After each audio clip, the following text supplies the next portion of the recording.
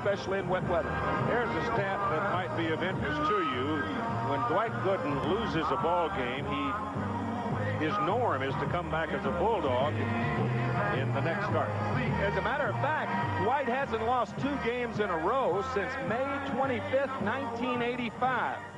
And after losing 2 games in a row, the 25th of May of last year, he won 14 in a row and didn't lose another ball game until August 31st.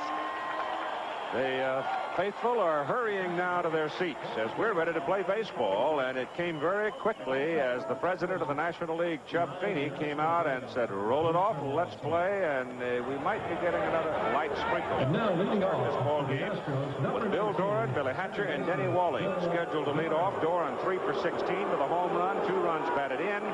Against Gooden in the opening game, he was 0 for 4.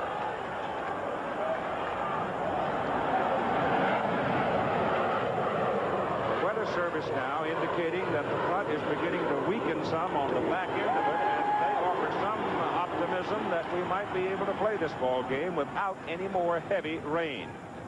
So let's hope to goodness they are right. Gooden started Doran with a call strike on the outside corner. The clouds are very low, it is dark, and the lights have been turned on at Shea Stadium. And a miss on a breaking pitch. Both these pitchers need number 2.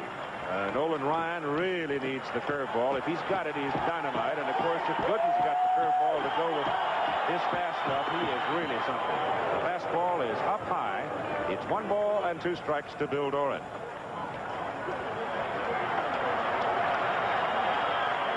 There is very little wind, and as you can see, the pitching mound is quite dry. There's no danger at the moment of anybody slipping around on it, and that's a foul shot into the Astro dugout.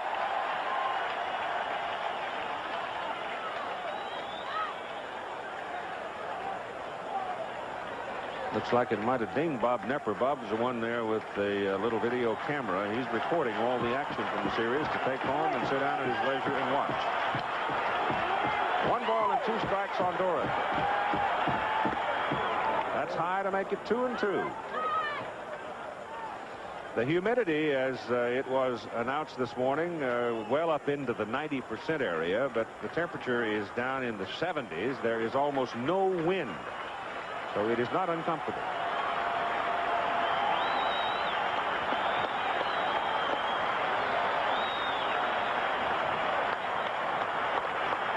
The 2-2 pitch to Doran.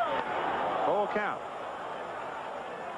So Gooden goes full, and he's riding that fastball in there about eye-high. That's one of the big differences. The National League hitters have not been swinging as freely at the high fastball this year as they have in years past. Over the mound, second baseman Backman. 1 down.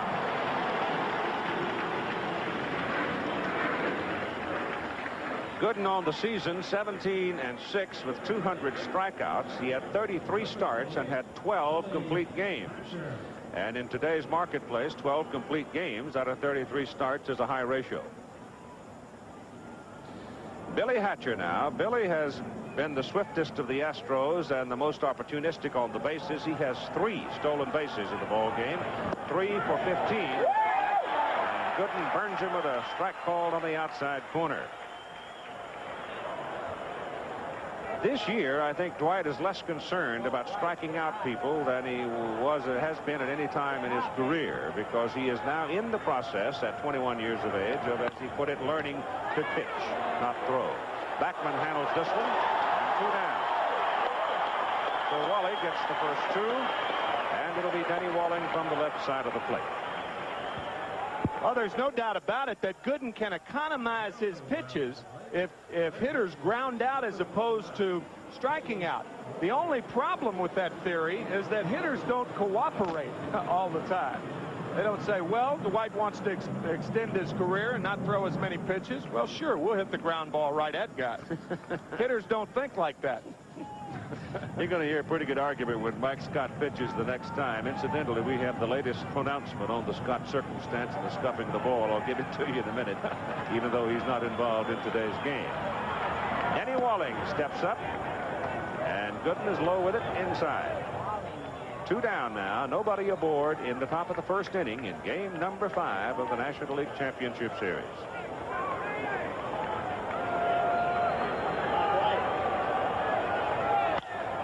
To the right side, Backman slides along and can't come up with it. The ball was sharply hit by Denny Walling, and it slides under the glove of Wally Backman, and Walling's aboard. Backman, I think, thought he had to dive for the ball when, in effect, I think he could have kept his feet and made the play. Now, see, he dives too far. The ball hits the heel of his glove as opposed to the webbing. Backman cheating a little bit up the middle. He had a pretty good jump on the ball. I guess he did have to dive for it, but actually dove too far, and the ball hit the heel of the glove. It's a base hit for Denny Walling. And Glenn Davis is up. It was Davis who hit the home run in the second inning that beat Gooden in the opening game in the Astrodome. And he hits this one high in the air to right center, but it'll stay in the park. Strawberry back at the warning track, one-hands it, and the side is retired. So Walling singles and Davis slips a high, lazy fly to right field. Side retired, no score for Houston. The Mets coming up. Today's small cars are tougher than ever on oil. Their high-compression engines not only rev high, they can run hotter than regular small car engines. Their searing heat can begin to break down an oil immediately. That's why there's Castrol, the only leading motor oil that in every grade provides maximum protection against viscosity and thermal breakdown. So use Castrol before your engine does something to get you heated up. Castrol, engineered for today's smaller cars. Call it character. Even nobility, if you like. It should be known as the best of its kind. And most of all, a light beer should be as great as its namesake. That's why there's Bud Light, the light beer with the first name and taste. Everything else is just a light. The batting order for the New York Mets. Leading off and playing center field is Len Dykstra. Lenny is 5 out of 14 with a game-winning home run. Wally Backman playing second base and hitting in the number 2 spot, 3 for 14 with a stolen base. Keith Hernandez, the first baseman, hits in the number 3 position. Keith is 5 out of 15. The first 3 in the order, all left-handed hitters. Gary Carter, whose bat has been dead on him. Gary is 1 for 17, hitting cleanup, catching. Darryl Strawberry in right field, bats number 5. Strawberry has a home run. He got the big one to tie the other day. You remember that? 3 for 11 in the series, but he has 8 strikeouts in the series. Mookie Wilson is batting 6, playing left field. Mookie is 2 for 15. Ray Knight hits number 7, playing third base. Ray 3 for 14 in the series. And Rafael Santana, the shortstop, hitting 8, 2 for 11, with Dwight Gooden, the pitcher, batting 9th. Outfield, Cruz, Hatcher, Bass, Davis, Doran, Reynolds, Walling inside, Ashby back of the plate, and Nolan Ryan on the mound. As Tim said, went 5 innings, 7 hits, 5 runs, struck out 5, walked nobody in game number 2 in the Dome. Lenny Dykstra is the only New York Met to hit in all 4 games against Ryan in that second game. Lenny was 2 for 5, and he takes a strike. The key thing I think about Nolan Ryan is whether or not the curveball, he can get it down in that strike zone where he wants it. One of the big reasons that Ryan was ineffective as a New York Met was his inability to get the curveball over the plate. He shows it right there, and it looks like he may have something with it today. And in the case of both pitchers, if the curveball is working for him, ooh-wee, look out, they can be a sight. It's going to be a low-scoring ball game. Yep. He's got Dykstra at 2 strikes.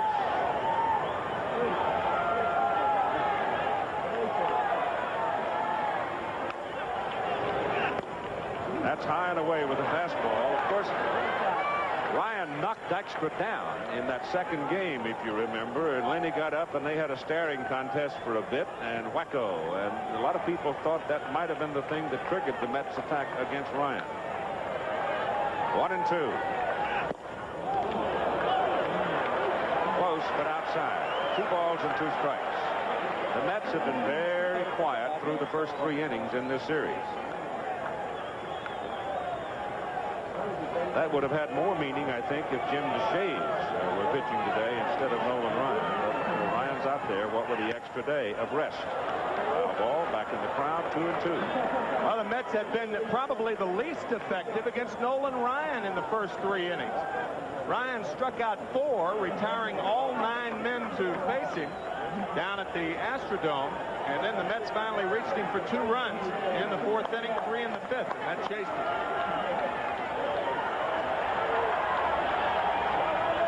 2-2 to Axtro. Gone. That was the fastball, and I mean it was in there quickly and well placed. Number 6. Well, that's what that curveball can do. It can get you looking for it to where he slips the fastball by you. Give you an idea off this composite line score. You can see that Houston has scored a total of 7 runs in the first 2 innings, whereas the Mets in the previous 4 games have not scored until the 4th inning. Wally Backman 3 for 14 against Ryan. He was 2 for 5 and had a stolen base in the series.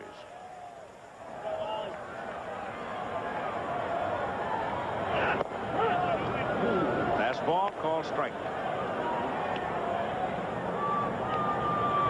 Pretty good at putting the ball on the ground. So is Dykstra for that matter, but Backman in particular will lay that ball down the third base line, and that's why Denny Walling is playing in on the grass right now. It is not wet on the infield right now, but it is so humid, and perhaps even a little light sprinkle once in a while passing by, that by the time we get to the middle of the ball game, the infield grass is also going to be wet. Keith Hernandez was the 3rd scheduled hitter. He's on deck swinging a bat, loosening up.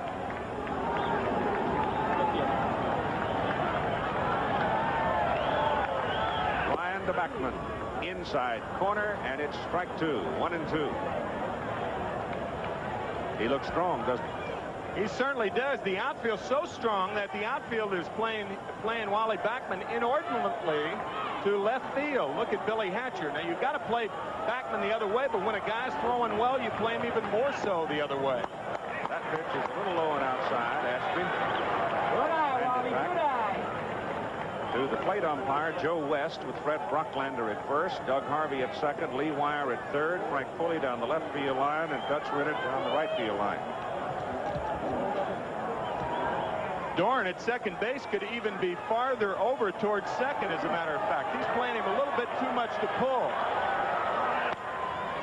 Foul back here. They're giving him a tremendous amount of room up the middle on the inner defense because Reynolds is toward the hole in left, and Doran is over on the right side, and there's a half an acre in the middle of the infield.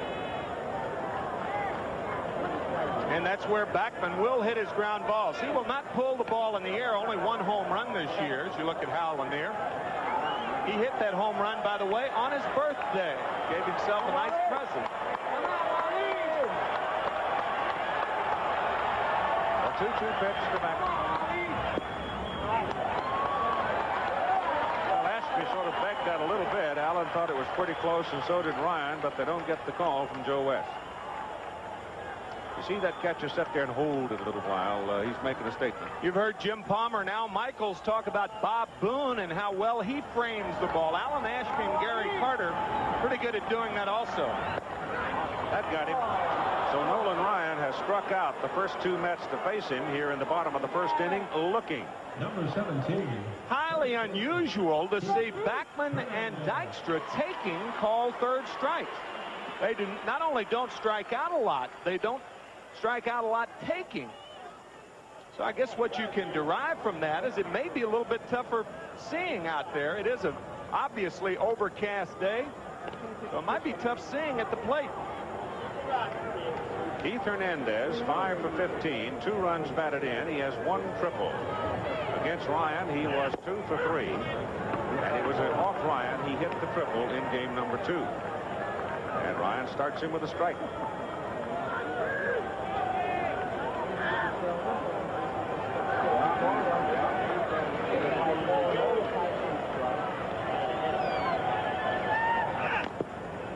Foul ball. I think Hernandez is one of the tough outs in baseball. Oh, I don't think there's any question about it. He may be the best 2-strike hitter in baseball.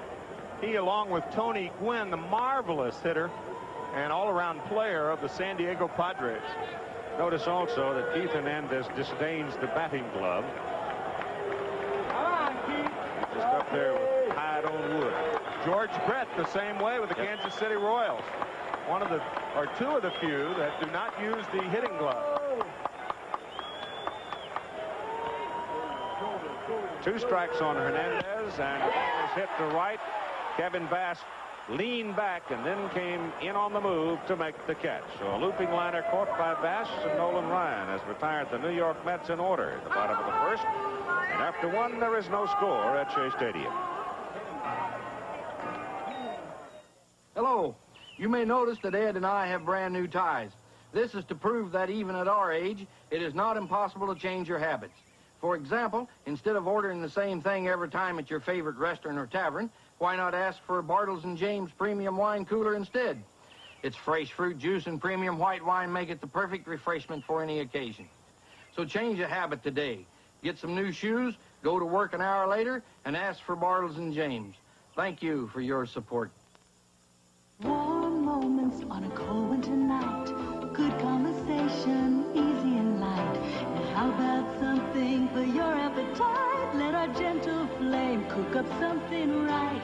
Warm moments, for those warm moments. Nothing warms you like gas. Warm is what natural gas is all about. Clean, efficient, in fact, America's best energy value. Shouldn't it be in your home? Nothing warms you like gas. When me and my buddies head off to West Texas, nothing works like my Chevy S10 Maxi Cab 4x4. With Instatrack 4-wheel drive, the optional off-road suspension, it can take us to the wildest place in the West. The Terlingua Chili Cook-Off. Come and get it! Good, huh? Yeah. Nothing works like a Chevy truck. Nothing. Saturday, an SEC rivalry as the #2 team in the nation, Alabama, tackles Tennessee, or Baylor takes on Texas A&M. Coverage begins with College Football Today. It'll be Kevin Bass, Jose Cruz, and Alan Ashby scheduled up for Houston in the top of the 2nd inning. And looking out against the stadium, I think you can detect a little light rain starting to fall again. Number 17. We've had that little light rain now for 2 days, and that little light rain has managed to make everything pretty wet. Hate to be a punster, but if anybody loves a day like this, it's Kevin Bass. Stop. My fault. Against Dwight Gooden in the opening game, Kevin Bass was 2 out of 4. He has a pair of doubles in the series, and he has 4 hits and 13 at-bats. And Gooden starts him with a strike.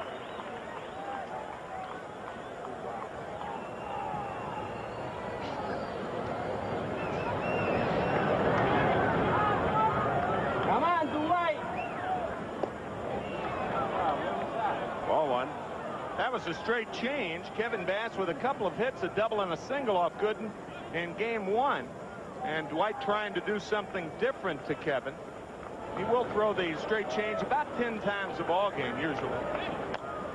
Breaking pitch is feet on the ground, and it's foul to the first base coach, Matt Galani, who throws it out. The statement from National League President Chad Feeney after meeting with Frank Cashin, the Mets general manager, on Mike Scott's scuffing of the ball, which the Mets are charging, and the New York media is having a ball with. As far as we know, said Chubb, Mr. Scott is not guilty of this infraction. A man is innocent until proven guilty. However, we will be watching closely the next time he pitches and will take appropriate action if necessary. Which is to say nothing has changed.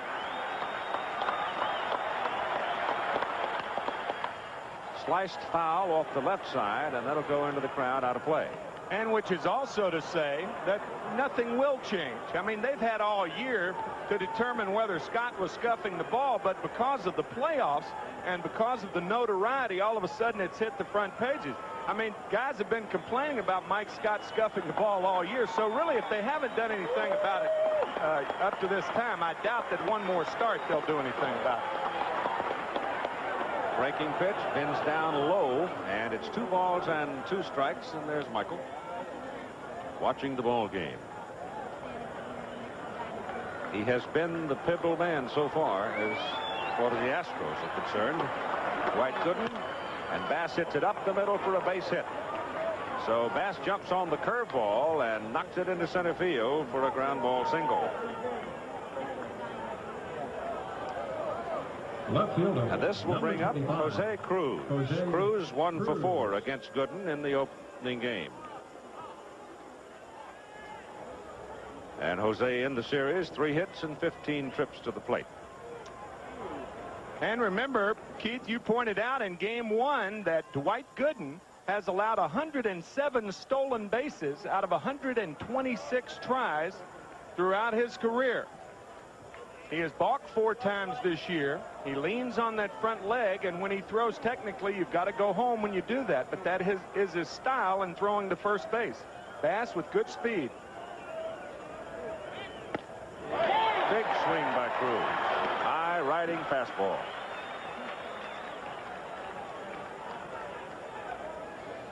We got a song we're going to try to get in before this is over from the senior trainer, the trainer emeritus of the Astros, Jimmy. It's hilarious about Jose Cruz. Wonderful. Strike 1 pitch to the Astros left fielder with Bass edging off first base, and it's way up.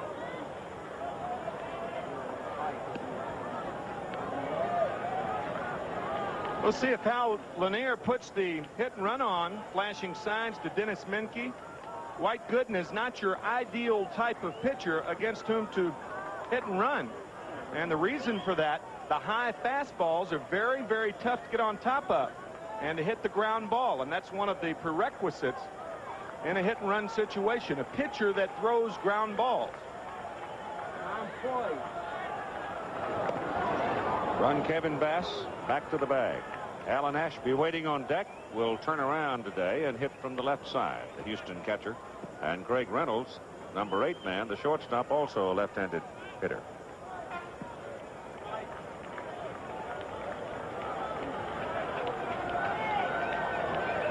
Bass bluffs, doesn't go. Cruz swings, foul tip.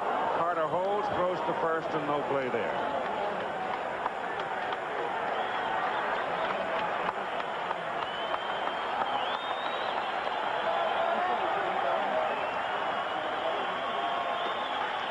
The daylight in the outfield for Jose Cruz, left center.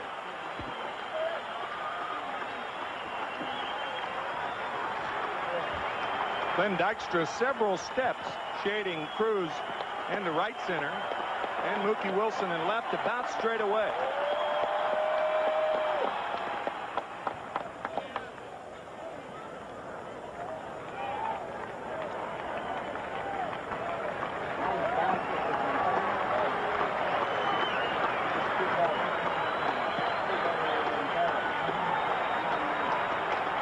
One-two pitch to Cruz. Bass does not go, and the pitch is sailing outside. On a fastball, running well off the plate, and it's 2-2.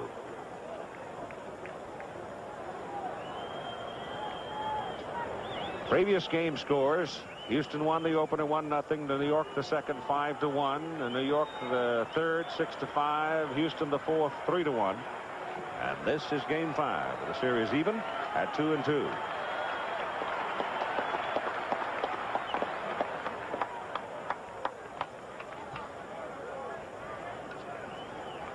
Gooden can't remember picking off a runner in high school, little league ball, and no wonder.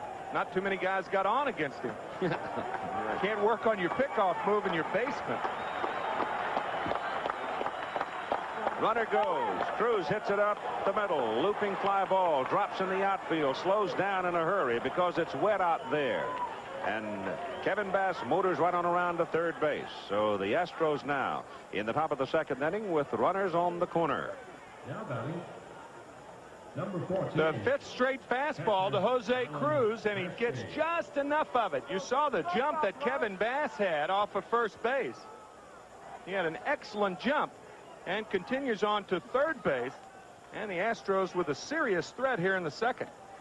Bass is the leadoff man on third now, and Cruz at first with Alan Ashby hitting left-handed at the plate. Nobody out, obviously.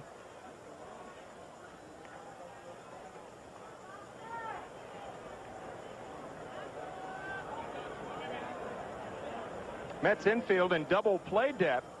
Kevin Bass, if you remember, with a base running mistake in game 2 against Bobby Ojeda in a similar situation. He was on third and a high chopper by Alan Ashby, and Ojeda made the tag on Bass at home. The pitch to Ashby. Swung on, hit in the air to the left side. It's curling back. It's right down the line and finally drifts on back into the crowd. I thought we might have another one of those things where it's going to come down in the railing area of the temporary seats, but is well out of play. I was thinking that same thing. As a matter of fact, as a right-handed hitter, Ashby hit it in that area the other night. Not as deep into the stands, the regular stands. Kind of likes that area down there. Good things happen when he hits it down there. Fly ball to the outfield, or ground ball to the right side could get Bass home with the first run of the ball game in the top of the second inning. Ball hit to the outfield now. Is going to hit and slow down in a hurry because it's wet out there, which means the outfielders are going to have to come hard. And in the wet conditions, it's not unlikely one could overrun one, which could come back to haunt him. It's treacherous playing in the outfield, more so than it is inside.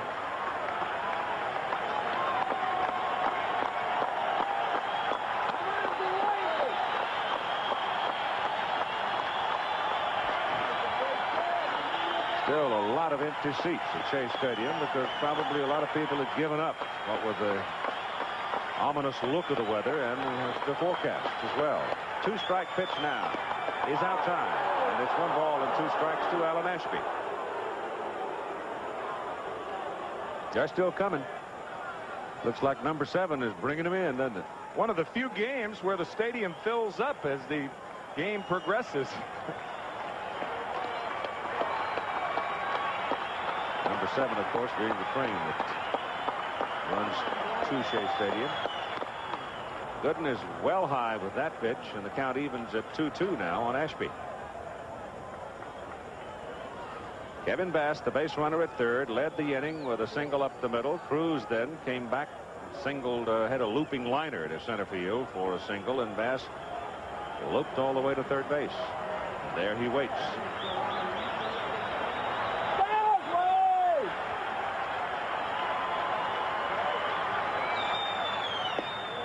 Ashby checked on it. Pitch, breaking pitch inside third base. Umpire Lee Wire says no swing. He didn't appear to go around. A wicked curveball, and the ball low, very close, closer than it appeared with the naked eye. Of course, on replays, it looks like everybody swings through him. Yeah, it does. I think the appeal play is really a good play for baseball because technically the home plate umpire is blocked out on a ball like that, the breaking ball in the dirt. So Gooden now has a full count on Alan Ashby. Second time in the ball game. In 2 innings, he's had a full count on a hitter. Takes strike 3. Came right back with that breaking pitch and struck him out looking. First out of the inning. A big strikeout for Dwight Gooden. That pitch is a strike. Remember, Gary Carter catches the ball below the knees, but it's not where the catcher catches it. It's where it goes over the plate. That was a nasty curveball. Now it's Craig Reynolds. We'll try to bring Kevin Bass in from third and give the Astros the first run of the game. Pitcher Ryan on deck. With the pitcher coming up next, it kind of changes the defense, the infield defense, because unless the ball is hit sharply to second or short, I don't think they'll go for the double play. First or third, they may come home. Sharply to Backman.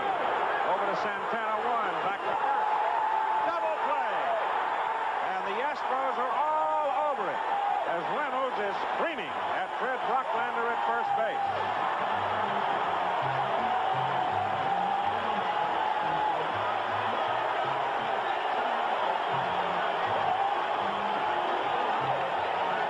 What made this play close is the throw that Backman gave to Santana. Watch. See, Santana, that confuses the rhythm of Santana. He's safe. He's safe. He's safe by a half a step. Yep, coming down. A half a step. That's a pretty good size miss.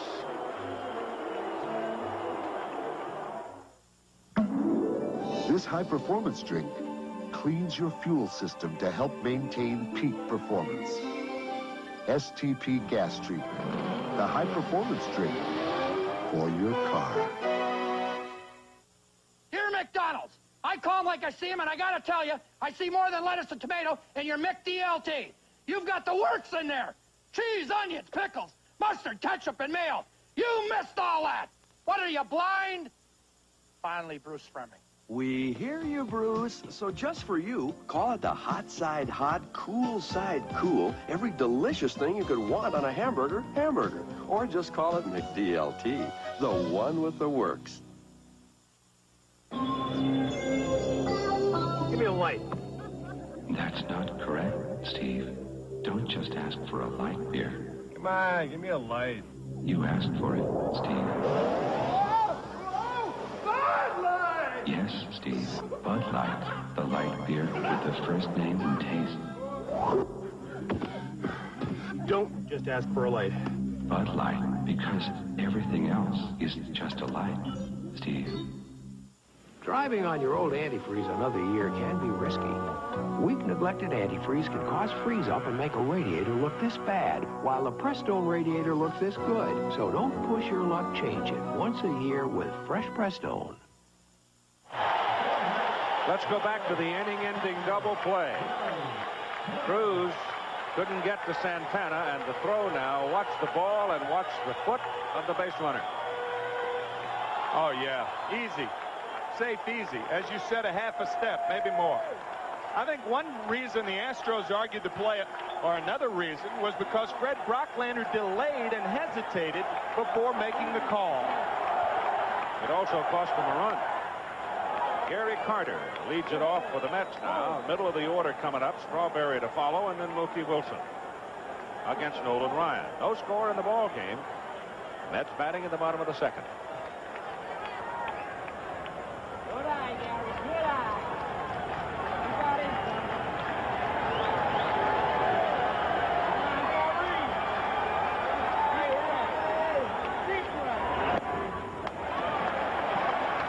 That's got to be up in the neighborhood of the mid-90s because he went to the top shelf for that one. 1 ball and 1 strike on Gary Carter. 93 miles an hour, according to our radar gun. That's fast enough. Back in the middle, knocked down by Nolan Ryan. I think he got it with his glove instead of the leg. So Nolia will walk it off for a moment, and let's pause 5 seconds so our local stations can identify themselves. TV Cincinnati. 1 out. Darryl Strawberry comes to the plate. If he had taken that one on the shin bone, we'd have a timeout, but he got his glove on it and took the sting out of it. Now Strawberry stands up. 4 RBIs for Darryl. But he has struck out 8 times, 2 in each of the first 4 games. And against Ryan, he was 0 for 2. Strike. Yeah, if catchers get hit on the shoulder or the hand, they say rub a little dirt in it and hang with them.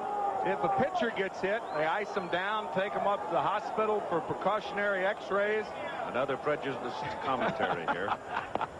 Swing and a miss, and it's strike 2.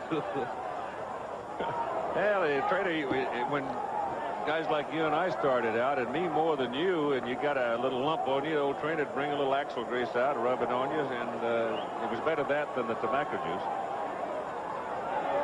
Strike 2 comes with the heater and strikes him out looking. So Ryan now has struck out 3 New York Mets looking. You got Dykstra and Beckman and now Strawberry. This is a pitch and the type of movement on a fastball that until this year Nolan Ryan didn't have. It's that little tailer at the end. Nolan Ryan was always the type of pitcher who just came and blew you away. He's still doing that, but he does have that different fastball that goes away from left-handed batters. Now Mookie Wilson coming to the plate, left-handed. And Ryan starts him with a high fastball. But I'll tell you one thing about it. When you go out against guys like Ryan and Gooden, ain't no shame in striking out. No. 4,277 have done it against Nolan Ryan in regulation play. Outside corner as Mookie checked on it, and it's 1 ball and 1 strike. What'd you say that Gooden would have to pitch 17 years and strike out 200 per year in order to match? That's right. 17 more years. 17 more years. 2-1. Gooden has 744 strikeouts now. That puts him about 3,500 plus behind Ryan. And to catch Ryan, he would have to pitch 17 more years and average 202 strikeouts a year to catch him. Of course, he had that one big year, what, 389 or something like that? 383 in 1973 to pass Sandy Koufax, who struck out 382. 2-2. Mookie turns around and moans a little on that one. I don't know whether he's saying, what are you calling, or I can't hit that thing. What are the others? But he did not like the call.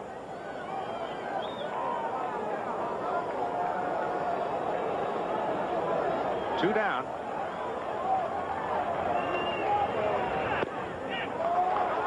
And it's a full count. I'll tell you that when you saw Alan Ashby put one finger down and put it in a circle, that is the pitch. That is the signal for the pitch. Now this is going to be a fastball inside, but the signal for the pitch that goes away. Well, he struck out 4 now as he gets Mookie Wilson swinging, and he has retired the first 6 Mets that he has faced. And after 2 innings of play in Game 5 of the National League Championship Series at Shea Stadium, it is 0-0.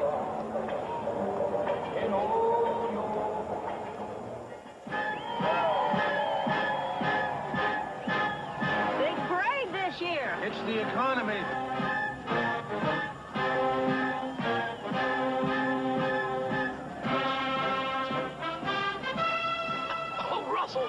Russell, I have a question. What kind of motor oil are you using?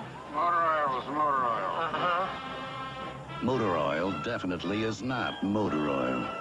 A 4-cylinder engine works harder and needs the extra protection of specially formulated Valvoline foreguard. Oh, Russell.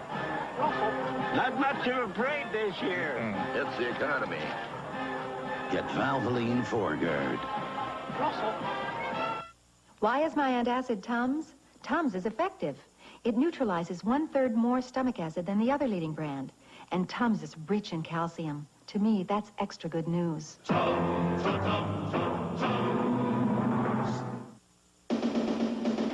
Just off Route 19 in St. Petersburg is a place where you can learn to ski the Alps and shoot the rapids all in the same building.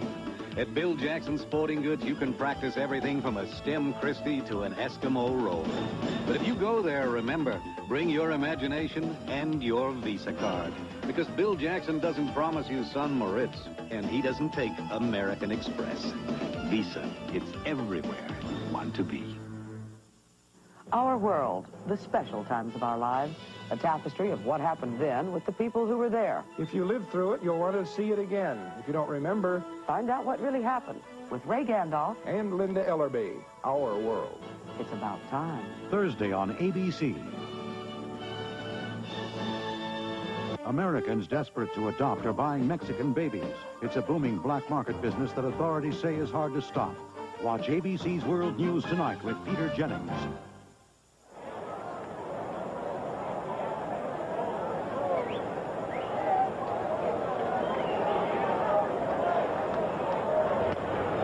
Shea Stadium, and Dwight Gooden pitching now to Nolan Ryan, Bill Doran the top of the order, and Billy Hatcher. They'll represent the second time around against the Doctor.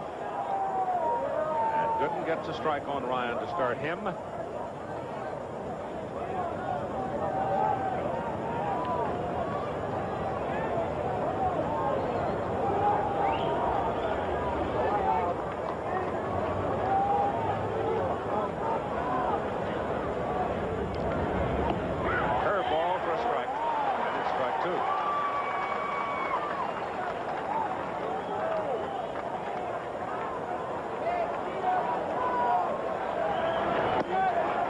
Fastball is just outside, making 1 and 2. Gooden against the Astros had 3 starts in 1986 during the regular season, had 2 complete games. ball is fouled away to the right side. But in his career, he's been dominant. 8-1 against them. He debuted against the Houston Astros down at the Astrodome. The New York Mets flew in his parents from Tampa, Dan and Ella Gooden, and he won, pitching 5 innings.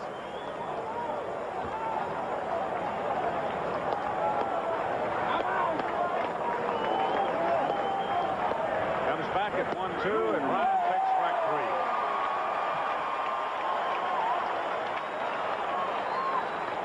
3. Speaking of Nolan Ryan, remember the 2-2 pitch to Mookie Wilson? There it is, the wiggle right there. That's the 3-2 pitch. That's the fastball inside. And that is the pitch that tails away from Mookie Wilson. Nope, wasn't the fastball inside. That's the wrong pitch. That was a 3-2 pitch. Uh-huh. It's 2-2 where you took it outside. Yep, the 2-2 pitch, but it is the one finger down, and the wiggle is that unusual pitch. Bouncer back to the mound. And Gooden throws him out. Bill Doran is down for the second time. 2 out. And here's Bill Hatcher.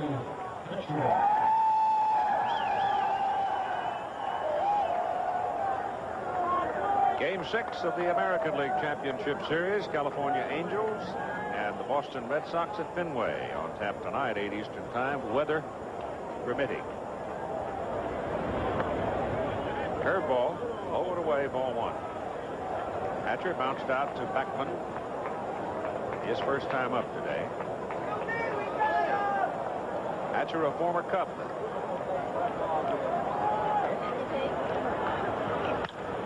Hit on the ground sharply. Santana cannot get to it, and it's into center field for a base hit. So Hatcher has his 4th hit of the series. A single to center. When that ball gets to the outfield grass, it really slows down, doesn't it? Surely does. You can watch for Billy Hatcher to run here, and with 2 out, it's better for a runner to run early in the count to give Denny Walling a chance to hit. He doesn't mind taking 1 pitch to allow Hatcher to run, but you don't want to work yourself into a 2-strike position in the process of allowing Hatcher to run. No score in the ball game. The Astros batting in the top of the 3rd inning, and they blew a glorious opportunity to score back in the 2nd. That play at first is fairly close. Though the Astros would say to you that the first base umpire blew their opportunity to score, as it appeared from every replay we had that the base runner Reynolds had beaten out the throw to finish up an inning-ending double play. Houston now with 4 hits off Gooden. Mets have no hits.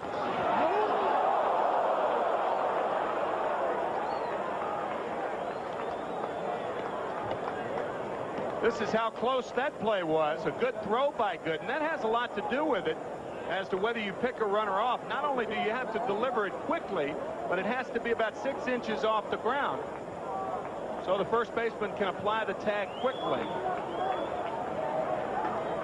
All right, Walling up had a single his first time up in the 1st inning and was left on base.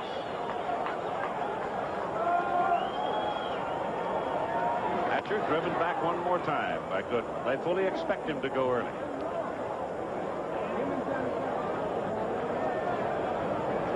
And suddenly it gets very bright out here. I mean, there's almost the possibility of a ray of sunshine.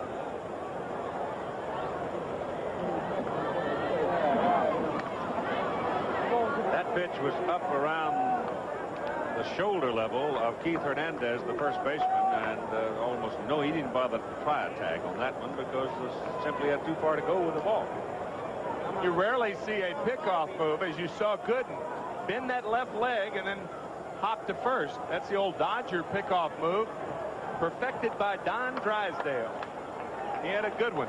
Only time I ever saw a balk called on the winder was called by Chris Pellicudis back in the middle 60s.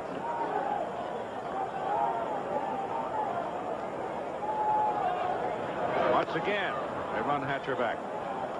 2 down for Houston here in the top of the 3rd.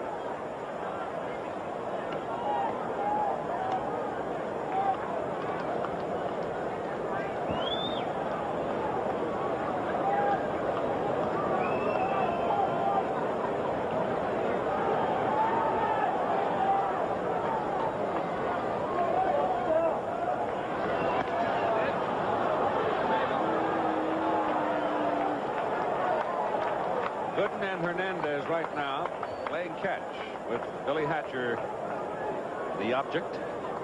Tell you, it used to be that if you threw to first base a number of times, you would never even think about calling a pitch out. But that's changed for the better. They're trying to combat guys who can run any way they can. And now if you throw to first base, it's not a sign that the catcher won't pitch out. Hatcher bluffs, doesn't go. Walling hits the ball into left center field. Mookie Wilson coming across, makes the catch. And the side is retired.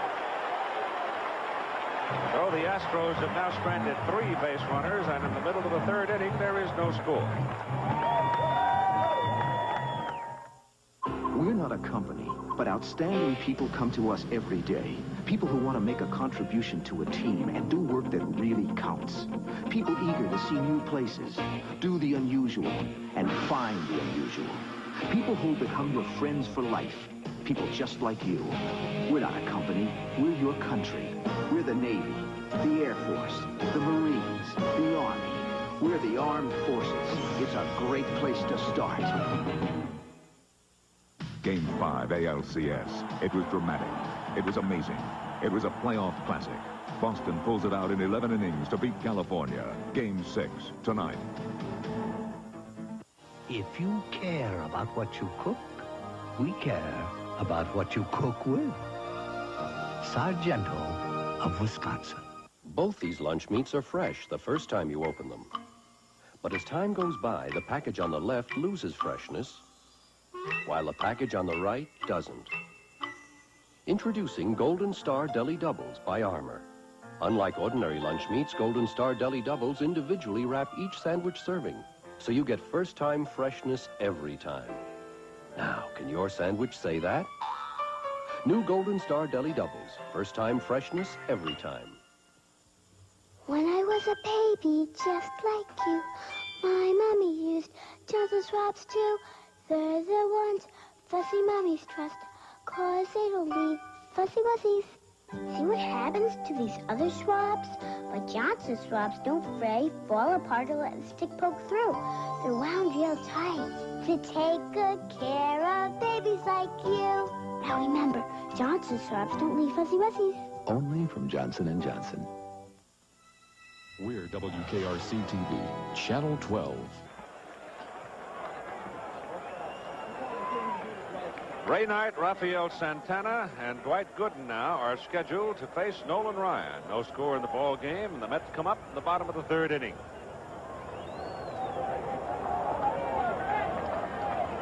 Knight 3 for 14 in the series, and against Ryan in the opener, he was hitless in 2 trips. Now ball back on the wire.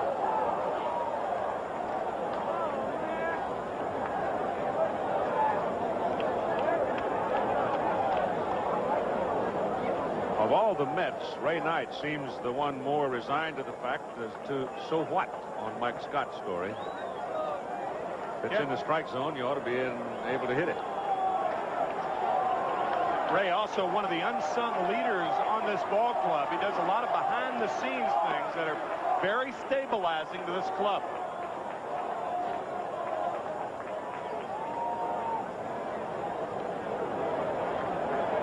Ryan having retired the first 6 Mets he's faced. And we're just almost into a sunny state.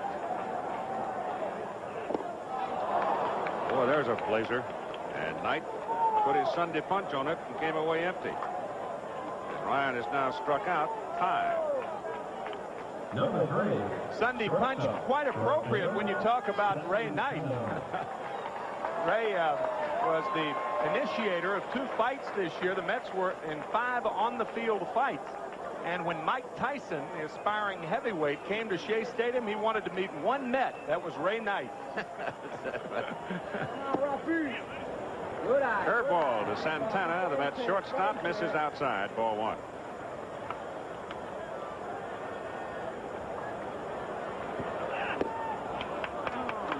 Swing and a miss to make it 1-1. Well, Nolan Ryan is one of those that he's been around long enough now, and he's not only reached legendary posture in the game, but perhaps even you could call him a statesman of the game at 39.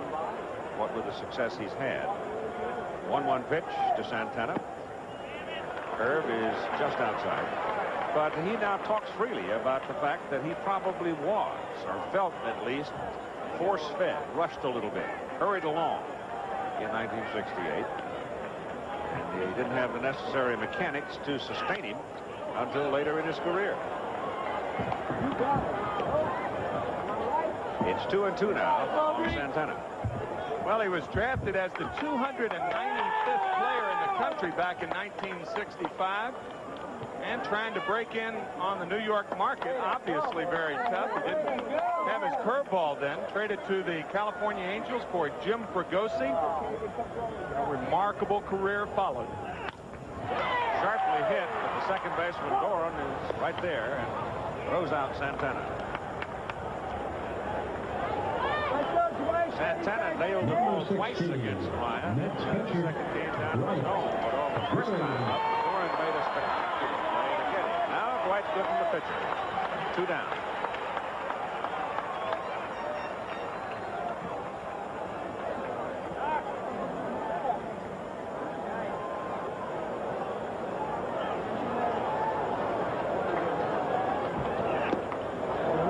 Just low. Crowd still coming in. More and more seats being filled as the weather grows brighter and brighter.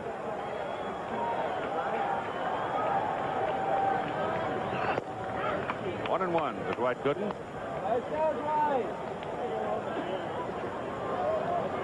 This game, like so many of the others, starting rather quietly.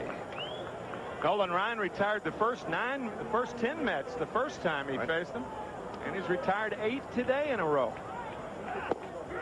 There's another strike. 1 ball and 2 strikes now on Gooden. Well, Houston has had the habit of jumping to the front, and they should have in this ball game and could have. First and third and nobody out. And failed to score in the second.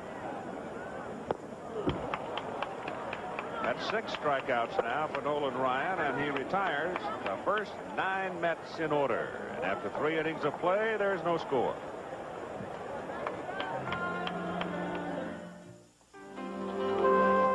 Nothing makes your day like helping others make it on their own. You bring out the pride we all feel inside. It's going to be easy next week. It's more than just the job you do. You make America work, and this spot's for you. Good work. Here's to you, Beechwood Aged, for that clean, crisp taste that says Budweiser. This spot's for you. Listen to the heartbeat of America. Listen to the heartbeat. When it's time for a change, put yourself in today's Chevy Cavalier and listen to your heartbeat. The heartbeat of America. That's today's Chevrolet.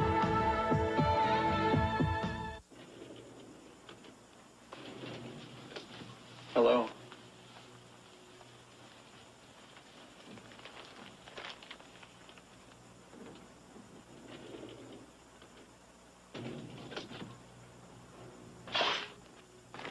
I guess you know I find you extremely attractive. Hey, thank you very much. It's time to change your light bulb. Philips Longer Life Square bulbs last 33% longer than ordinary round bulbs. Be careful, Duro. Yeah, what's going on, Sledge? We're looking for a slime ball who's responsible for 2 hits. They say a base was stolen and a wheelman committed a hit and run. It's a real reign of terror. Sledge, they're just playing baseball. I had no idea it was so violent. Relax, America. While you're watching the playoffs, he's looking out for you. Oh, baseball. Oh, it's baseball. Sledgehammer returns Friday. Well, happily, we can tell you we have shadows. The sun has peeked through for a moment. And if we should get a period of bright sunshine, that outfield will dry out pretty quick. And we move rather quickly in the game to the top of the 4th inning for Glenn Davis, Kevin Bass, and Jose Cruz. No score. Davis, a fly ball that Strawberry caught on the warning track at about 370 feet. This one is hit hard to left. Mookie Wilson started in and then had to put on the brakes and stop and make the catch. And you notice that Mookie, in making that stop, did it rather gingerly. I'll tell you, Glenn Davis is only 4 for 16 in the series, but no player on either side is locked in like Davis. I still think he may be. He has been with the home run in Game 1 a major factor, and he may be a major factor in the last 3 ball games. He is swinging the bat very well. Ray Knight with a call for the sunglasses.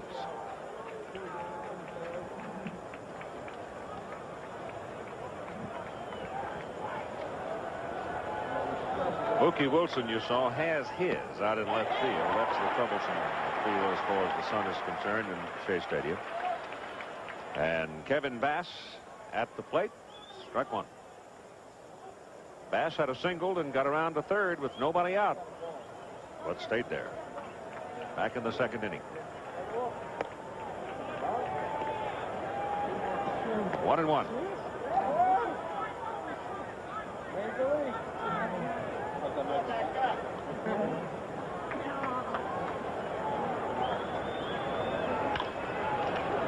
Santana.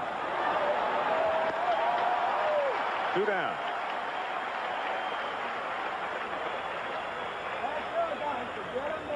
And now coming to the plate. I guess he's going to keep the shoes. In case you don't know that story, Tim offered him a pair of shoes the other day that he was wearing if he'd do an imitation of Sammy Davis Jr., which he did, and he took the shoes. I thought it was a big joke, but he kept my shoes. I thought I was going to get my shoes back. He kept them. Same size, 10.5. History. Timeout for a moment as we've got beach ball bounding down from the upper level and into the lower level. And they'll puncture that one probably and get rid of it. With 2 down, Jose Cruz, who also singled back in the 2nd inning, and it was his single that moved Bass to third. This time he's a little bit farther to the left with it, right at Santana, who throws him out. So the doctor gets him in order in the top of the 4th inning after 3.5. There is no score between the Astros and the Mets. This ABC Sports Exclusive is being brought to you by Budweiser. Beechwood Age for that clean, crisp taste. This Bud's for you.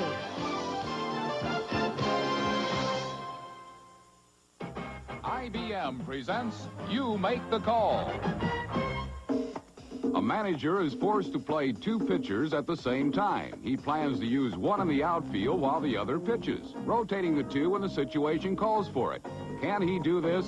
You make the call. Just when you think everything's under control, someone else thinks it isn't. If only you could rewrite as easily as the boss did. Change words. Correct your spelling. Make room for new ideas and numbers. And best of all, do it quickly. If only you had a personal computer and display right software from IBM. There's nothing in the rule book that prevents a manager from rotating his pitchers, as long as each pitcher faces at least one batter. If you said so, then you made the right call. 10 years ago, a big engine job used to cost this much money. 5 years ago, this much. Today, this much. So now it's even more important to take care of your car right, including changing your oil, putting in a new Fram oil filter when you're supposed to. After all, a Fram filter doesn't cost much. A big engine job does. But the choice is yours. You can pay me now or pay me later. Black market traders are selling Mexican babies for profit. Americans desperate to adopt have made it a booming business, and authorities say there's no end in sight. Watch ABC's World News Tonight with Peter Jennings.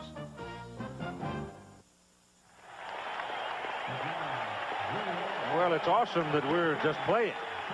period, considering the weather over the last few hours. I really didn't think we'd have a shot at it today, but lo and behold, here we are with some sunshine on the field, and it's the second time around now for the New York Mets. Nolan Ryan has retired the first 9 he's faced. It'll be Dykstra, Backman, Hernandez in the bottom of the 4th inning.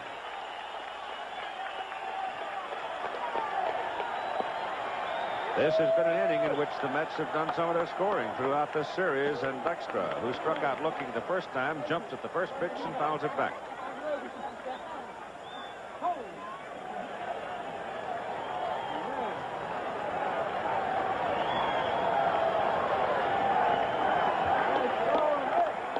It was in the 4th in that second game that the Mets got after him a little bit.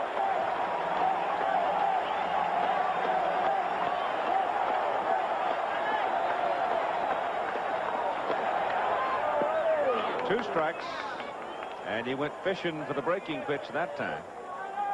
Ryan, in that opening stanza, the opening first 3 of the second game, he struck out, what, 5 of the first 7? Tonight, game we were talking about a little while ago, all Ken Boyd going for the home club, and Kirk McCaskill getting the call for the California Angels. Probably Angels didn't sleep much until last night after they traveled across the country after what happened to them on Sunday. 1 ball and 2 strikes to Dykstra.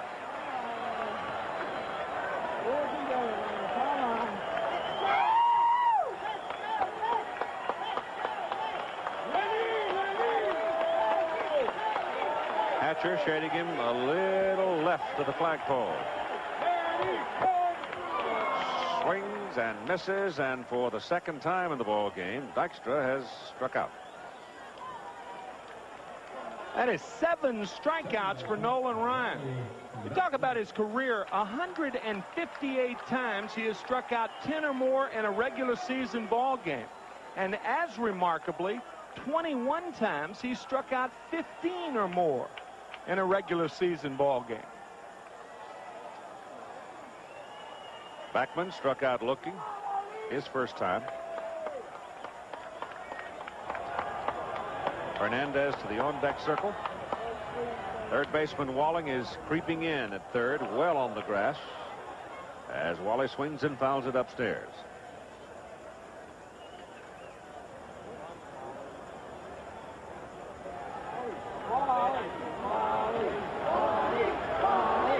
Davis is just on the edge of the grass at first, and Walling is about 2 steps in at third. And Backman swings and misses on a breaking pitch. So Ryan edge, strike 2.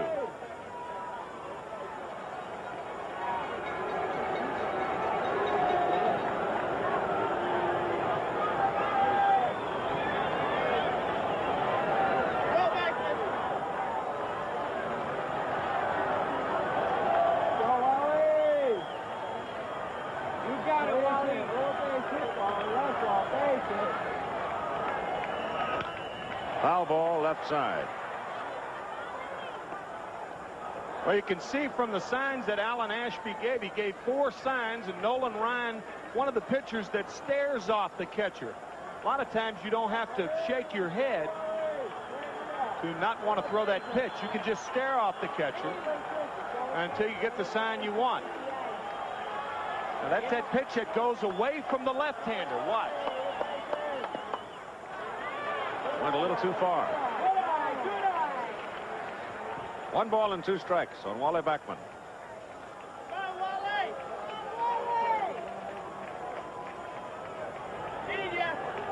He's retired 10 in a row.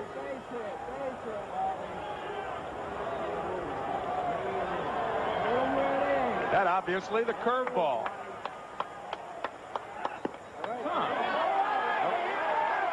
Well, he put out 2 fingers and then dropped 1. So he probably stared off the curveball and went to the fastball.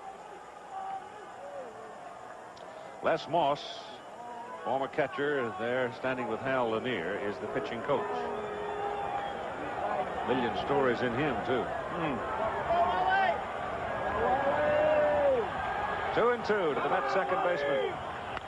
Fly ball left field. Cruz with the glasses down. makes the catch. Tough field. Tough with the sun out. 2 down. And here comes Hernandez. He hit the ball pretty well. First time up, lined sharply to the right side that Bass took, leaned back and then came in to get.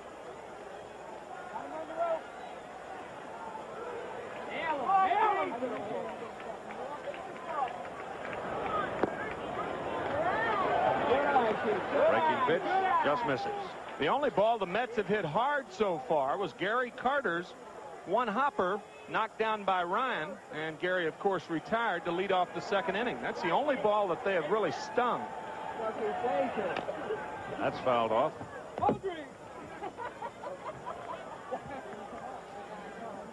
Gary on deck.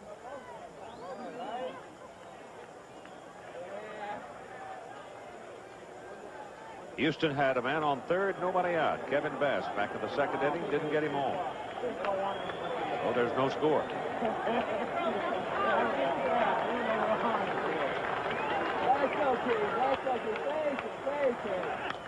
Foul left side.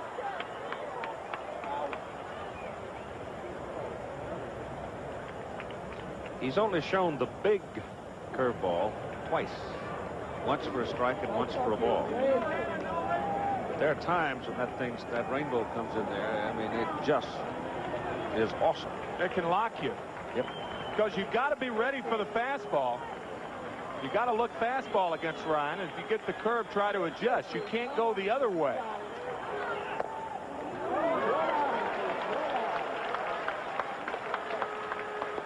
All right, it's 2-2 on Hernandez. Davy Johnson on the first base side, where the Mets dugout is located.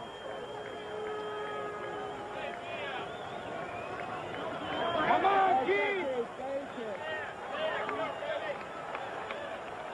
Let's go, Nick! Full count.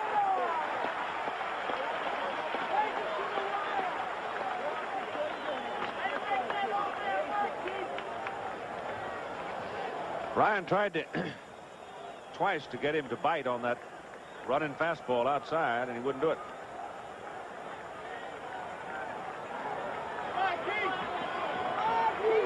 He set the first 11 down in order. He struck out Backman on a 3-2 pitch. And he strikes out Fernandez on a little foul tip that is held by Ashby, so he has retired 12 in a row. And that is strikeout number 7 for the Express, Nolan Ryan. After 4 complete innings, no score. Game 5 of the National League Championship Series. Bud Thunder. It's revved up and coming at you.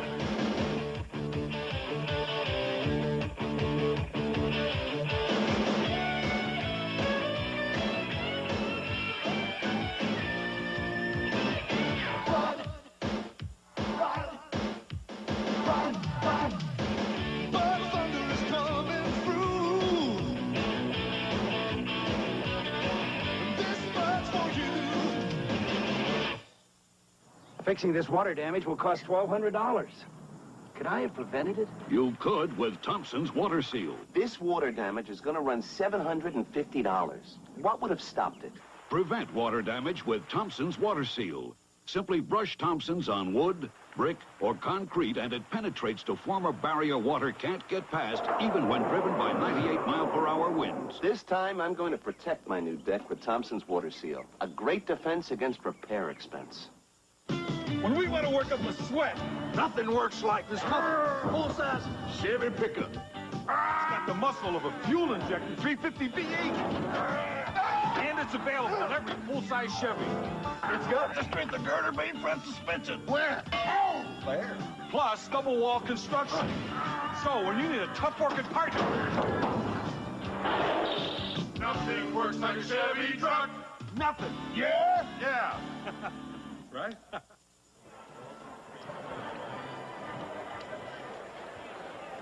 I'm told that the weather has brightened some in Boston, and they've taken the tarp off the field there. So apparently they're optimistic about getting the ball game underway up there on its schedule. See that area right up there? That is the K corner. And, of course, the guys have just arrived with their Ks. I guess they got caught up with the weather. But this year, of course, Dwight Gooden striking out only 200, and that's an unusual year for him. But no K corners. Kind of strange to be here at Shea and not see the Ks going up. Well, they only need to hang out 2 so far. That's right. Nolan Ryan should be in the right field corner. They'd hang out 8 for him. That's right. That's a fair ball for Alan Ashby. Strawberry to the corner. The throw. He's in there. Double.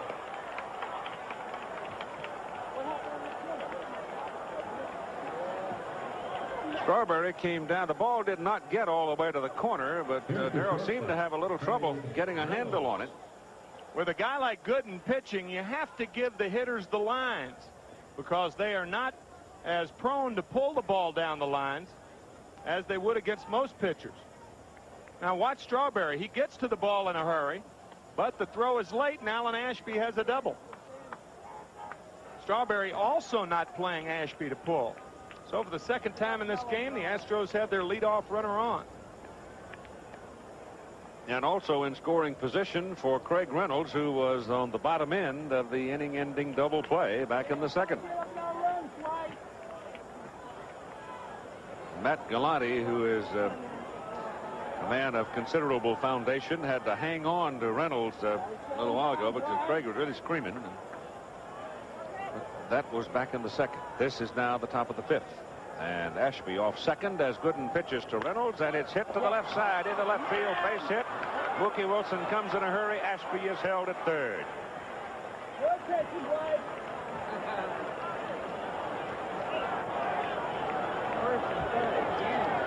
So Reynolds goes in the hole the opposite way, and Nolan Ryan, the pitcher, coming up.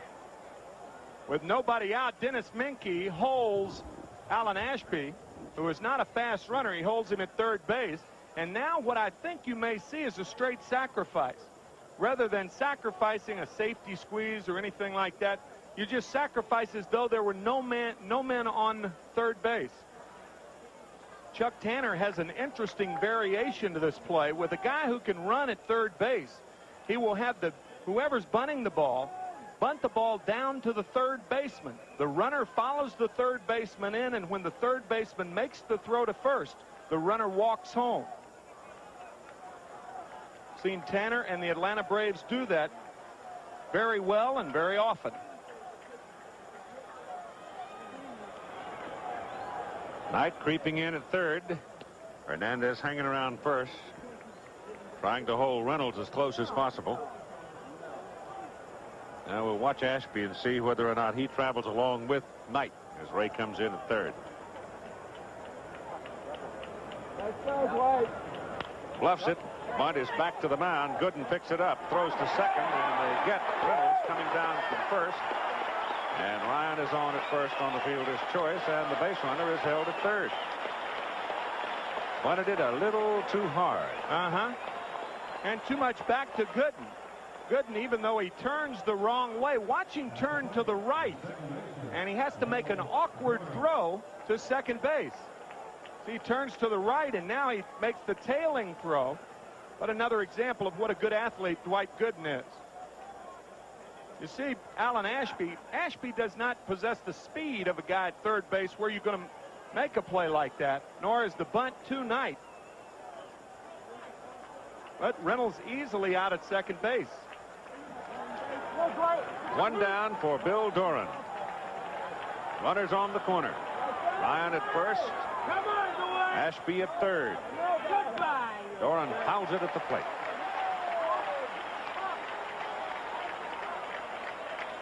Hit a home run here, left-handed. Excuse me, Keith. Hernandez playing behind Nolan Ryan at first base.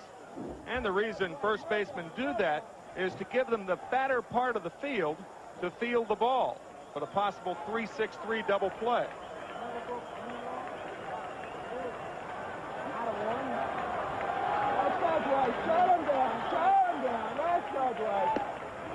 Pitch is high and tight. 1 ball and 1 strike. Doran's home run coming off Ron Darley. In the ball game won by Houston.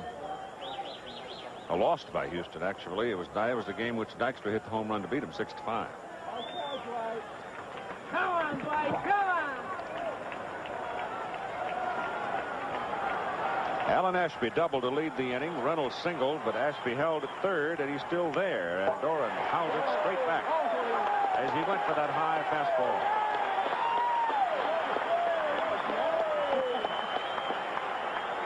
And again, the Met infielders are thinking that if the ball is not hit sharply, they may come home because of the fact that Doran runs so well, and he is a tough man to double.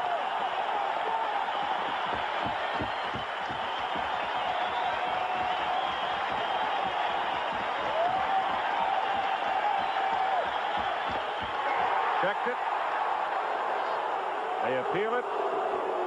Third base umpire Lee Wire says no, but it was close. Bill Doran trying to lay off of the high fastball, and Joe West and Lee Wire said he did. Whenever the body is used that much in the swing, rarely does a third base or first base umpire call it a swing. Foul ball left side. So Gooden bearing down on Doran, trying to get him with a base runner at third. No score in the ball game and 1 out. This the second time in the ball game that Houston has had a man on third. And the 5th time in the 2 games against Gooden that they've had a man on third and less than 2 out. And the first 4 times they have failed to score him.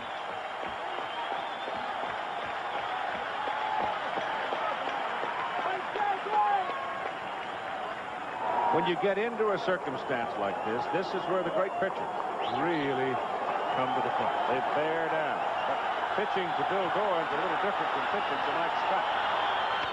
Ball is hit on the ground. Backman bobbles it for a moment. Back to Santana. Throw to first. No, didn't get him. Run scores from third. And the Astros take the lead 1-0.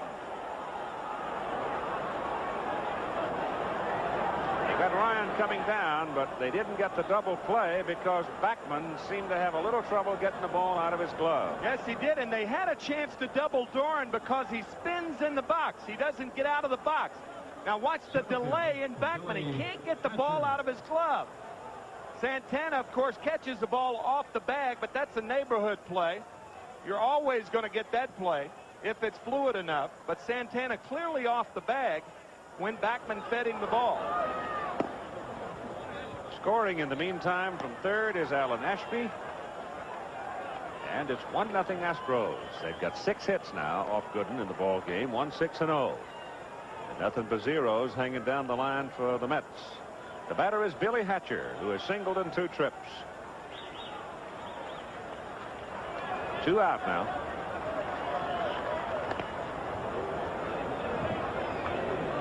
A lot of times a catcher can pick up whether a runner is running or not when he nonchalants his way off of first base. If you're too nonchalant down there, and possibly your catcher can call for a pitch out.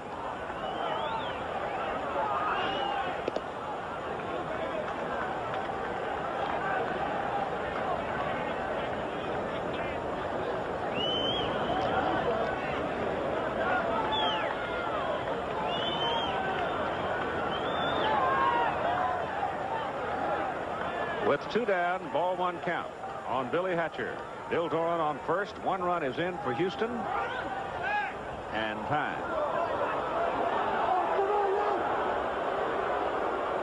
There's that play one more time. Now watch how Santana comes off the bag and then receives the ball. Backman cannot get the ball out of his glove in time. You see Santana's way off the bag. That's the old neighborhood play. Almost all umpires will give that to a shortstop or a second baseman to prevent an injury. Once in a great while, though, there's an upset. That's right. Doran goes. Throw back Carter. Safe.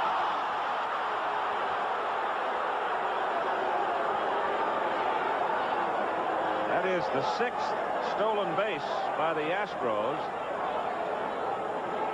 I'll tell you, you can accuse me of a prejudiced remark again, but when a batter sticks that bat out with no intent to bunt the ball, but his only intent is to interfere with the catcher, in my opinion, that rule ought to be changed, and the batter ought to be called out. You could see clearly that Hatcher had no intent on bunting the ball. I don't disagree with you a bit.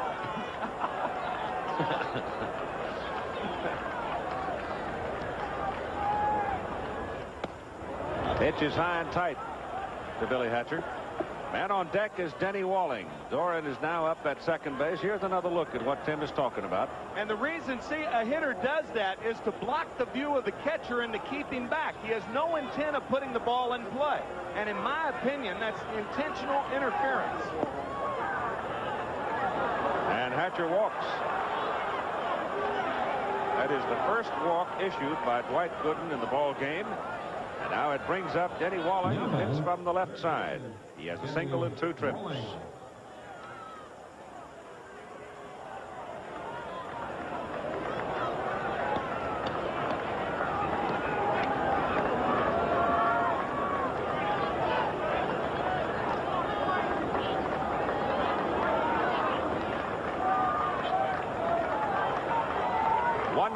Houston leads. Ashby doubled to lead this inning and finally scored when the Mets missed the double play.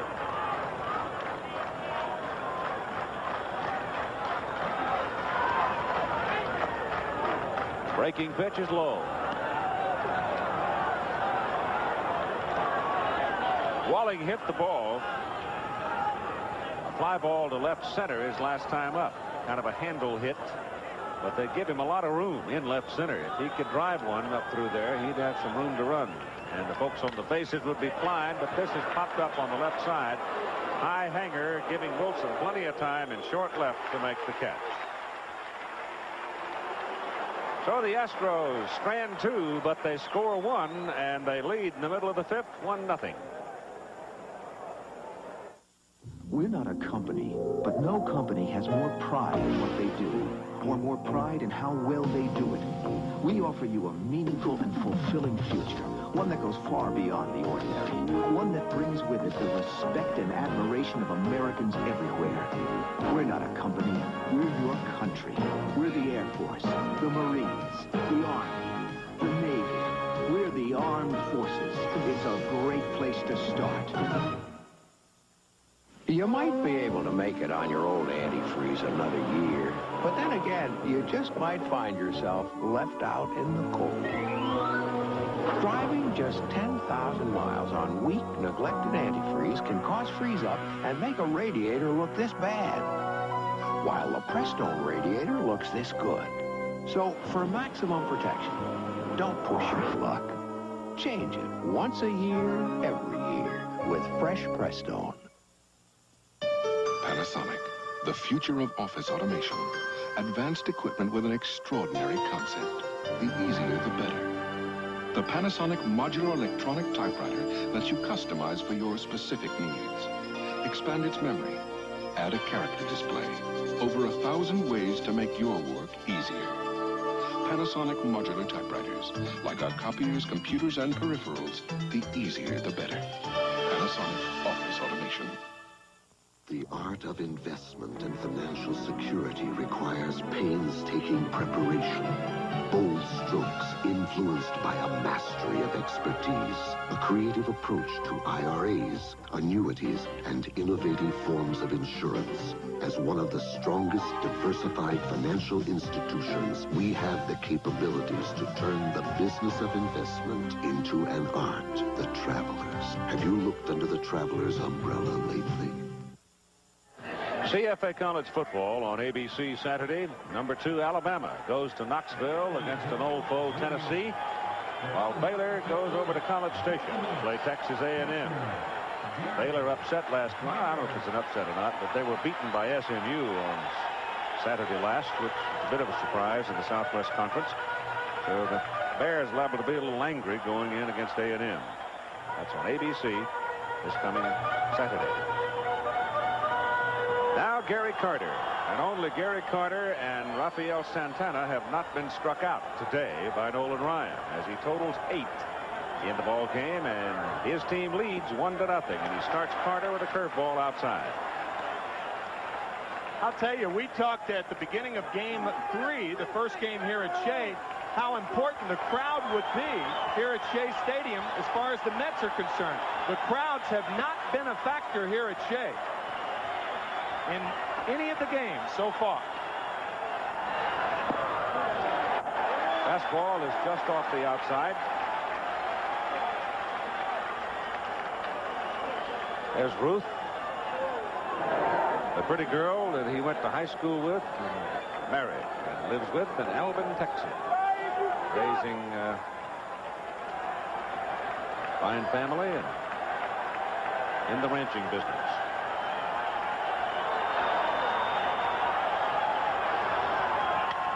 High fly ball lifted out into right field for Kevin Bass, and Bass makes the catch. 1 down. So Gary Carter's bat remains quiet. Carter has been totally frustrated by the Astro pitchers so far. Gary, a very animated player, of course, and the Astro pitchers have totally taken the animation away from Carter. Now Darryl Strawberry. Running fastball outside. Strawberry struck out looking. His first time up today.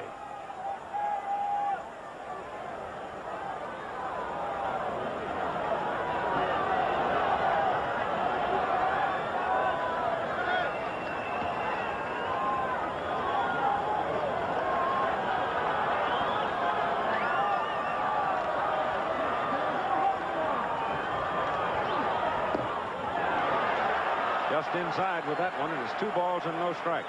Keith, when you think about it, the Mets have had only 1 lead in this 3-game set here at Shea, and that was when Dykstra hit the home run. At no other time have the Mets been ahead. Right.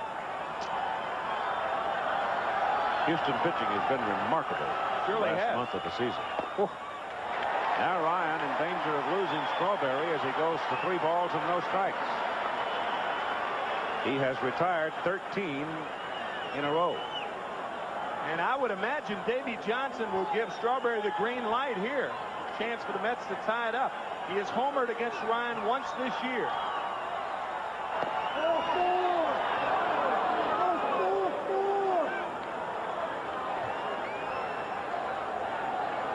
There's an umpire in the stands with the big boys. 3-1 count to Strawberry.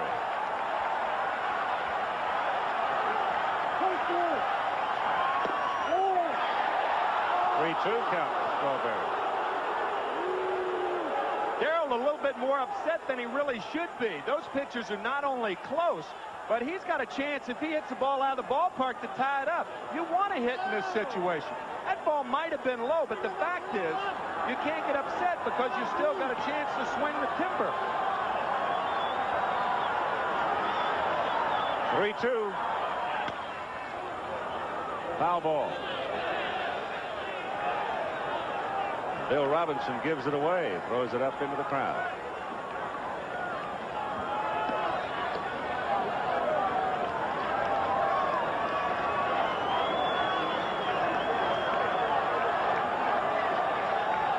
Wilson on deck, middle of the order, up for the Mets in the bottom of the 5th. 1 out.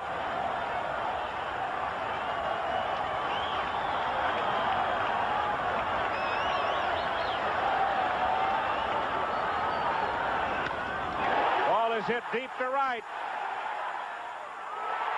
Home run.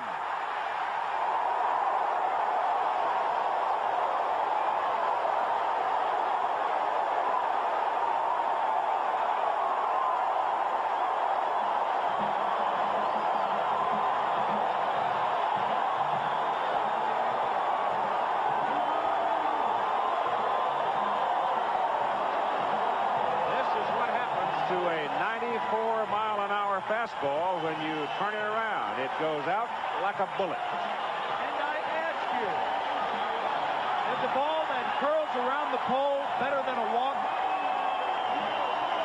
Davy Johnson and Darryl Strawberry will say yes. Watch the hesitation at the top of the windup. Ball down and in. Not long.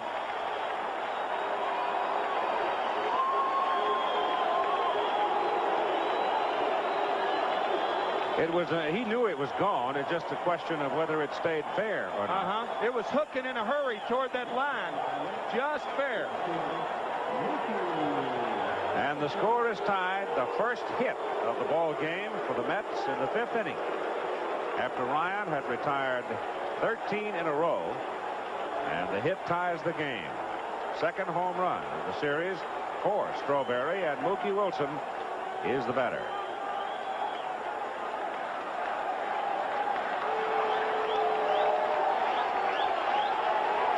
Mookie struck out swinging back in the 2nd inning.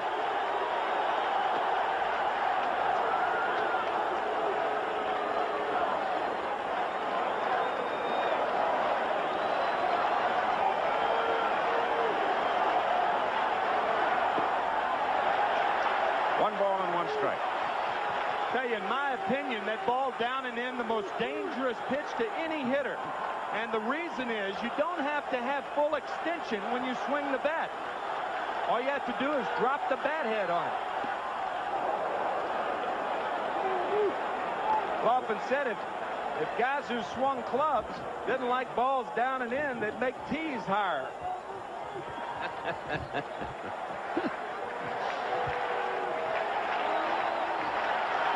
1-2 to Wilson.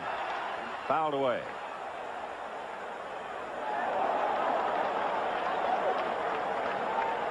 Of course, I've been jammed on some golf swings, too.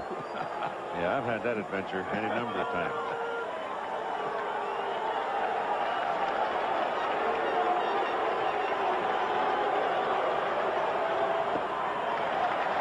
Changes up a bit, and the ball is well off the mark. Even the count at 2 balls and 2 strikes.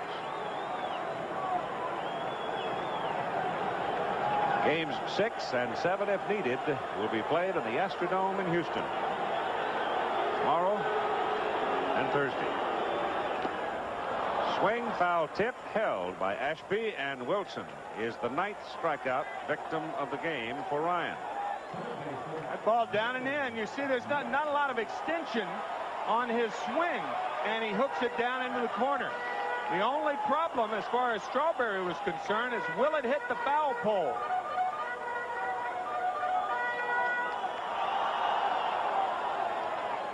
Close, huh? Oh, really was close.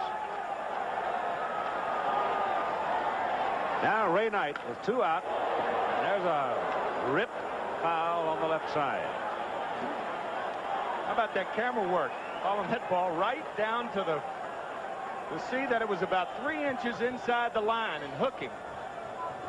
Had that been at the Astrodome, that would not have been a home run. It's 338 down the line there, right, and that would have been the difference. Of course, it's 338 down the line here at Shea, too, isn't it? Yep. Maybe they got a wider foul pole. Outside. 1 ball and 1 strike.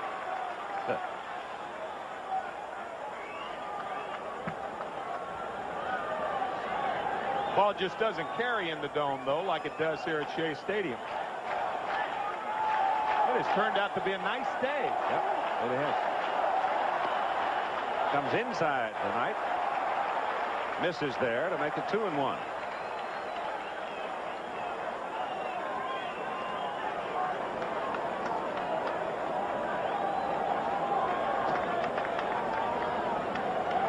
I was about to make a comment that there's been less expectoration in this series than any that I can ever remember, and what does Hal do but twinkle? Now it's 2 balls and 2 strikes. But tobacco chewing on these 2 teams seems to be minimal. Excellent observation. Came from my wife.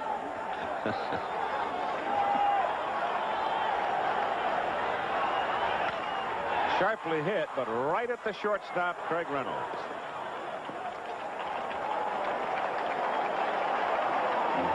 So Dwight Gooden has the first run in his behalf, and he He's only even at 1-1 after 5.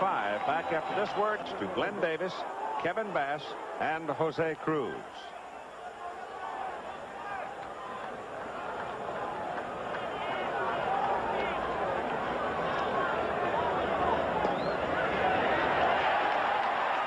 Strike call. Davis, fly ball to right. Hit pretty well, and then looping fly ball to left field.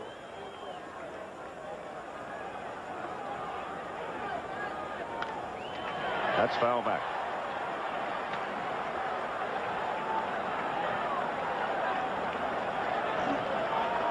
Hello there.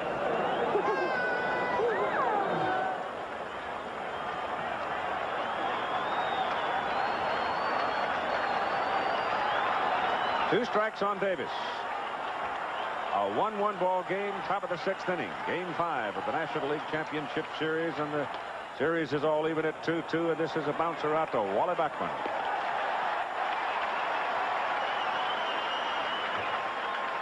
One down. Here's Kevin Bass coming up. Bass with a single in 2 trips.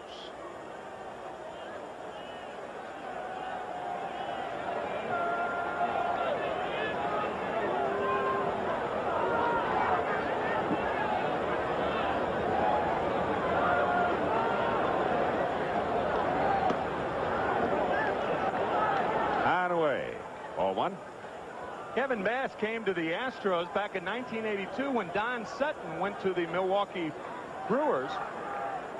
And also coming over to the Astros, Mike Madden and Frank DiPino. And DiPino has since gone to the Chicago Cubs for Davey Lopes. So a good deal for the Astros. 2-0 now to Bass. Don Sutton, on the other hand, has gone on to win over 300 ball games in the last, of course, not in the last 4 years, but to extend his record to over 300 wins. But not with the Brewers. He did not fare well with the Brewers. Now Gooden now goes high and wide again, and he's behind at 3 balls and no strikes on Kevin Bass. Kevin has told us that he was very much influenced by Cecil Cooper, the fine first baseman of the Milwaukee Brewers. And the way he leans on that back foot, similar styles as Cecil Cooper. Brings that one in. 3-1.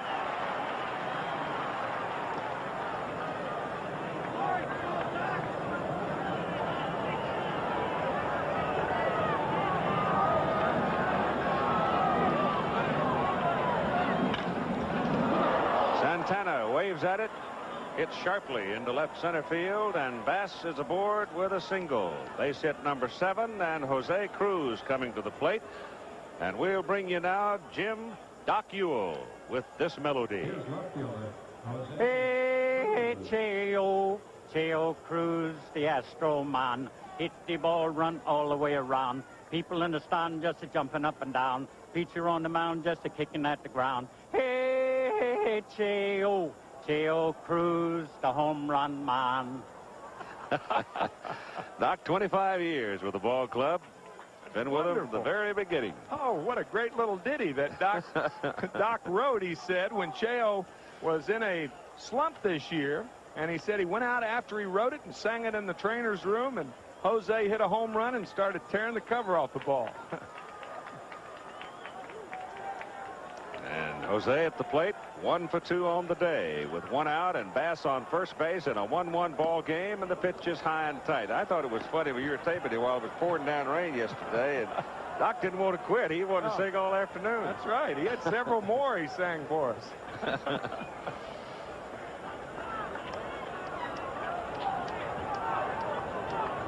1-7-0 for Houston, 1-1-0 for New York. Bass creeping off first. Cruz shoots it foul upstairs, out of play.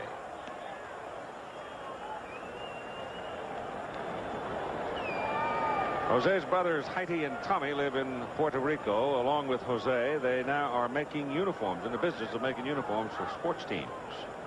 They're also probably one of the reasons he plays winter ball every year, because they con him into it. They won't let him sit around the house. Played winter ball for 16 straight years.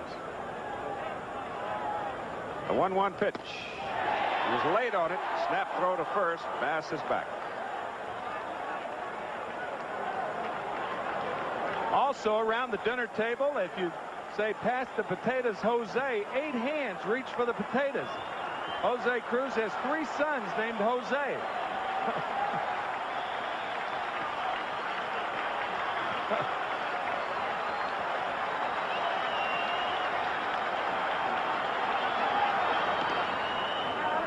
Holding Bass at first. Ashby is on deck. One thing to note about this Houston ball club, it's been the bottom third of the order, though, that's really been pesky. They really have been troublesome for New York pitching.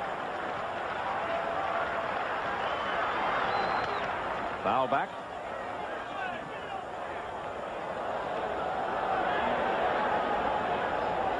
The key 2-run homer by Alan Ashby in Sunday night's game. Dickie Thon hitting 8, hit a solo home run.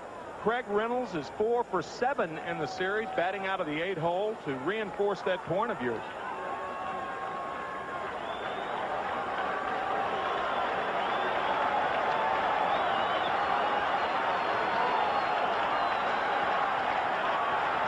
One-two to Cruz. Bass goes. Breaking pitch. Carter's throw. Out. Perfect throw by Carter. And he had a very tough pitch to throw. This is only the second Astro that has been caught during this series. Curveball. Bass had a good jump, but watch where the throw is. Oh, that's perfect. Perfect. And 2 down now with Cruz still at the plate with a count of 2-2. That's a great shot and a great indicator of Rafael Santana straddling the bag as opposed to standing in front of the bag and bringing the ball back. Straddling the bag, the proper way to handle it. Gooden's curve is outside to go full now on Cruz.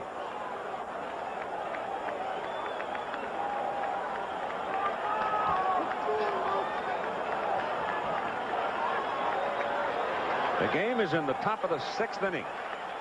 1-1 tie. Strikes him out.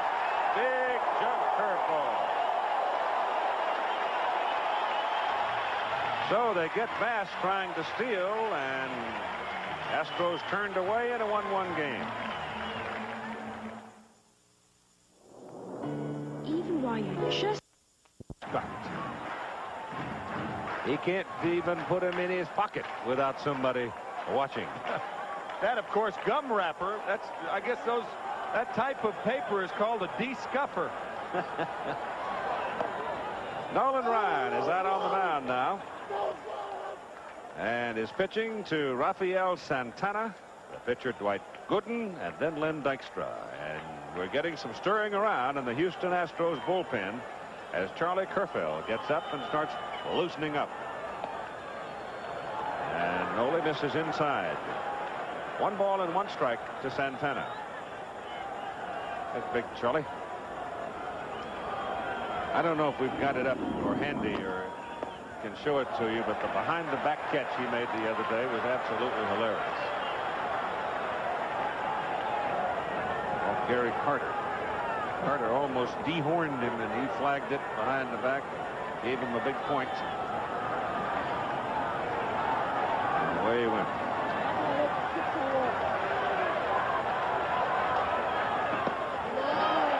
Low and away. 3 balls and a strike now.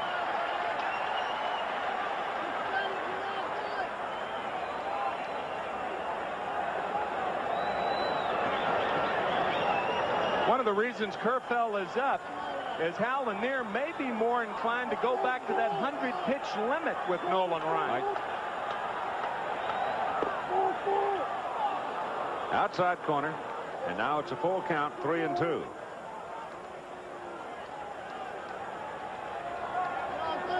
Ryan also the 3rd hitter in the 7th inning, and he has thrown 83 pitches so far today. That's popped up and back in the crowd. And for those of you who may not know why he is on the 100-pitch limit, it's because he was on the disabled list for the first time in his remarkable career this year. Strained medial collateral ligament in that elbow. Broken bat bouncer to Reynolds at shortstop. Throws low, but Davis digs it out. Santana's retired. Now the pitcher, Dwight Gooden. Next pitcher, Dwight Gooden.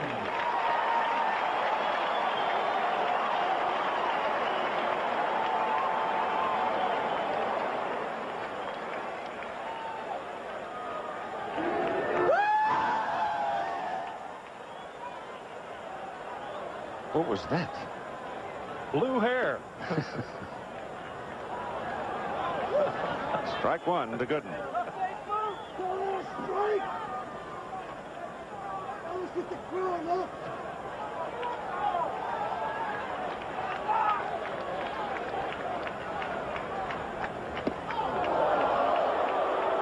Bends him away.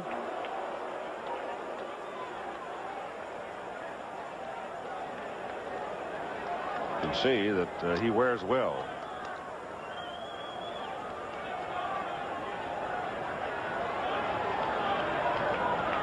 A 1-1 pitch, 2-1. Gooden had 21 hits for the Mets last year. He did not fare that well this year, only 7 for 81. But he is strong. His only home run coming against Rick Rhoden of the Pittsburgh Pirates last year.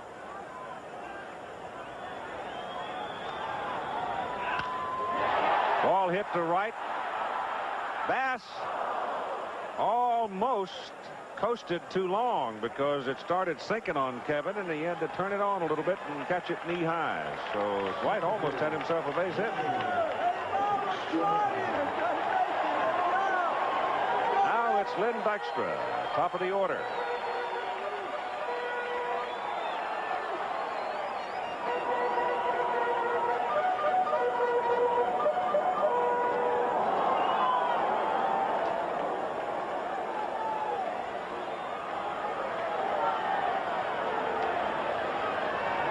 Struck out looking, struck out swinging, and this is a high pop up to the third baseman, Denny Walling.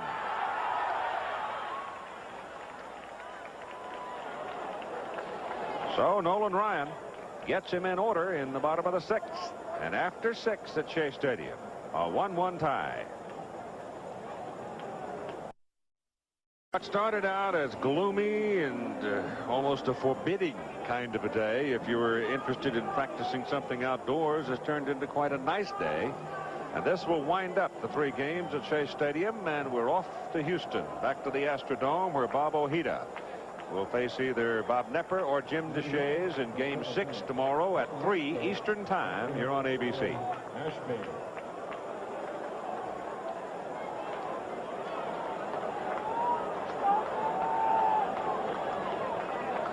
Bottom third of the order, Alan Ashby, Craig Reynolds, and then the pitcher spot.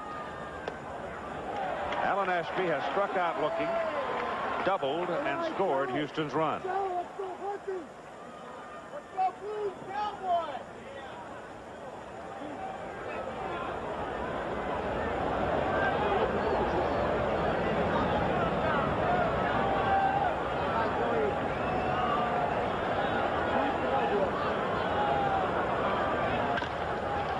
Second baseman Backman. 1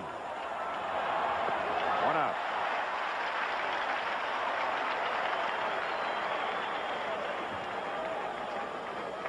Here's Bob Ojeda, who was a winner in game number 2, and he's doing the charting today.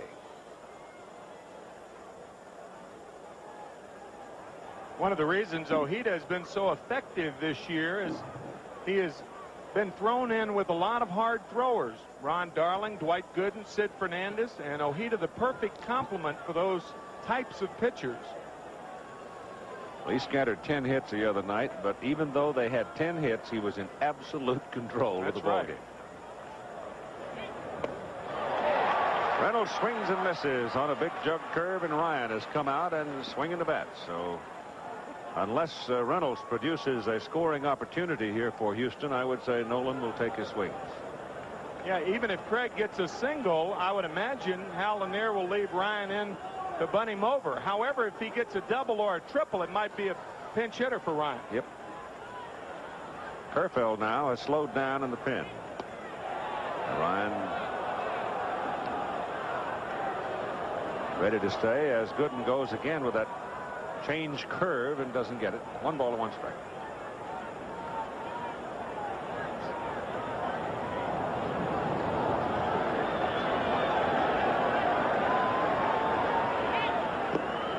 Checks on it. 2 balls and a strike. So now Gooden trying to show Reynolds something a little different, and he falls behind 2-1. Mookie Wilson very, very deep in left field. And we talked about the Mets and how deep their outfielders play. The opposite field, Craig Reynolds would have to hit a ball twice to get it to Wilson right now. Entirely too deep. Gets around on the curveball, hits it to Hernandez. Gooden covers. And Reynolds is out. Houston pitcher Nolan Ryan. It is a little tricky hop, but a hop that to which Hernandez adjusts, because the hop took place far enough away from him to adjust. If that hop takes place with close proximity to a fielder, then it could be trouble, but not that one.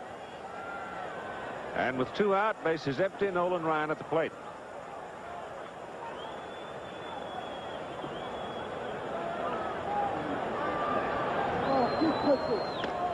High.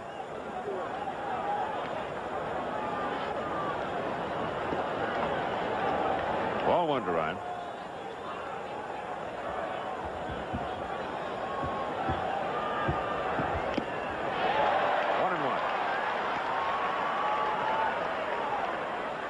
Wasn't a bad cut on that high fastball.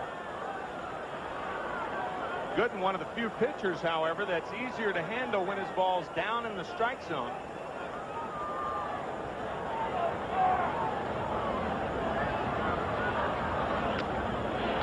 Another foul tip.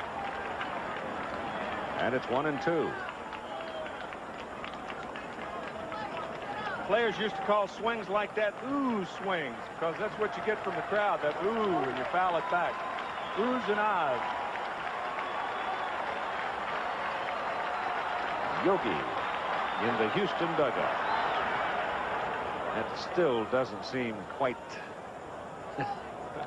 normal, does it? See Yogi in the Houston dugout. Anytime you see Yogi away from the New York scene of baseball, it doesn't seem quite right. But a good friend of John McMullen, the owner of the Houston Astros, and John asked him to come down and help out this year, and he obliged, and glad he has. Much foul right side. Yogi was talking about his World Series mementos the other day. He said he not only has World Series rings, but he has a silver service, bracelets for his wife Carmen, and even a candelabra from the World Series. 21 of them. If he makes it this year, he ties Crosetti, right? Frankie Crosetti. Maybe 1 back. That's right. Frankie has 23. Outside corner. Called strike 3. So Gooden gets him in order. Houston has 7 hits. The Mets only 1, but it's a 1-1 tie. Let's face it, I have a big... 7th inning of play in a 1-1 ball game in Game 5 of the National League Championship Series. Game 6, American League, coming up tonight from Fenway Park in Boston. Angels leading that one, what, 3-2? And the optimistic weather forecast now appears that they will be able to get the ball game played. Wally Backman, Keith Hernandez, and Gary Carter to face Nolan Ryan. Outside corner, that running fastball. Look how close Glenn Davis is at first base and Denny Walling at third base. Glenn Davis assuring himself he will not be burned again with that bunt as he was in Game 3. That was when Scott ran over Blackman.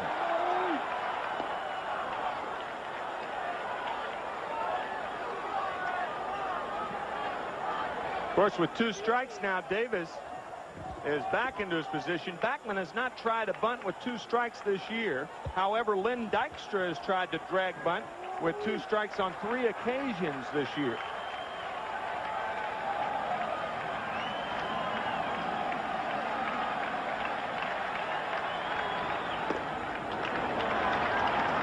The 1-2 to Wally Backman. Struck out looking, and a fly ball to left field.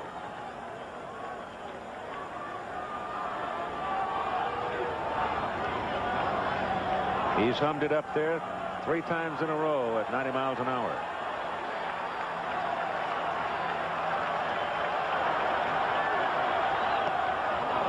And that'll be 4 in a row as he strikes out Wally Backman for the 2nd time today. And you could, excuse me, Keith, you could clearly see that Alan Ashby gave that sign, the 1 finger and in the circle, and the ball went away from Wally Backman. That is that unusual movement on that pitch that we've been talking about. And that's strikeout number 10 for Ryan. No one has done it as many times as Nolan Ryan. 4,277 regular season games, or regular season strikeouts. Tried the curve there and did not have it. Ball 1 to Keith Hernandez. Gary Carter is on deck. Darryl Strawberry's home run just barely fair. That's the regular fastball away. But that ball stayed up on a regular plane. The one to Backman kind of tailed out of the strike zone. And that's when Ashby puts down 1 and puts his finger in a little circle. It's pretty hard to be pitching a 1-hitter in the bottom of the 7th inning and be tied. 1 base runner in the ball game for the Mets. Right. That's the regular fastball away.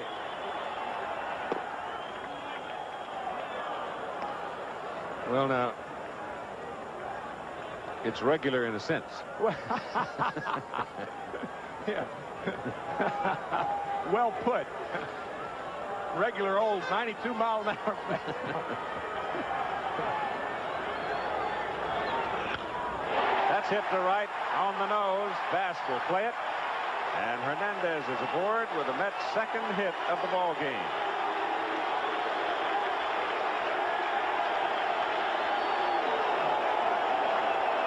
That fastball in the identical spot as Darryl Strawberry's home run, down and in. So the Mets have two hits today, 1 a home run. Both pitches were down and in. And I won't be surprised by what the Houston pin starts stirring. Charlie Kerfeld is getting up 1 more time. Won't take him long because he's been up before.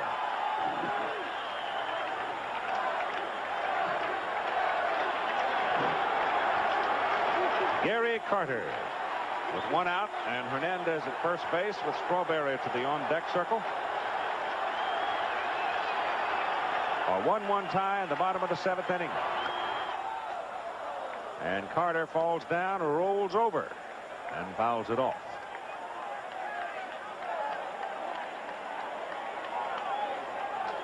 That ball off the front foot of Gary Carter. Gary writhing in pain, but he's had a lot of those. You kind of get punchy from those shots behind the plate. He's pretty well wrapped up these days, yeah, too. He's got taped both ankles, right knee that had arthroscopic surgery last October. He takes a pounding, but he keeps on ticking.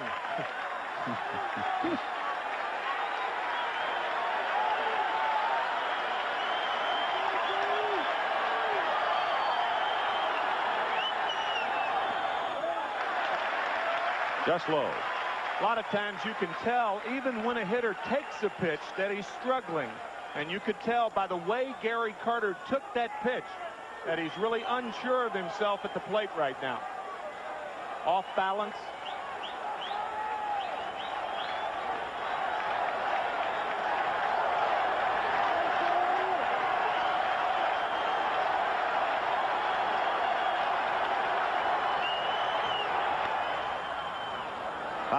past third. 1 ball and 2 strikes on Carter. Not smooth. He's jumping at it. Yep. If Ryan had a real true change, I mean, could really slow it up. Big rainbow. Gary might fall down. Something on the outside part of the plate. He has come inside 3 times to Carter. I would imagine you'll see Ashby move away now. We'll see. Hernandez on first with 1 out. And a 1-2 pitch to Carter. Fastball away. 2-2.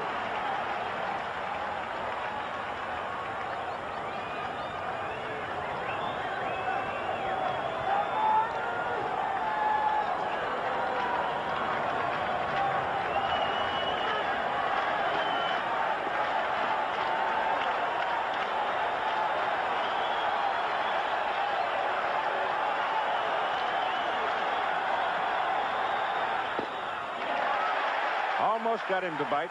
Full count, 3-2. The big difference at 2-2 count and 3-2 count, because now Hernandez will be running in all probability, thereby staying out of the double play unless the ball is really smoked to Reynolds or to Doran. Ryan did not like that last call. He still got his cap in his hand, and he's walking around out on the mound. Not pleased.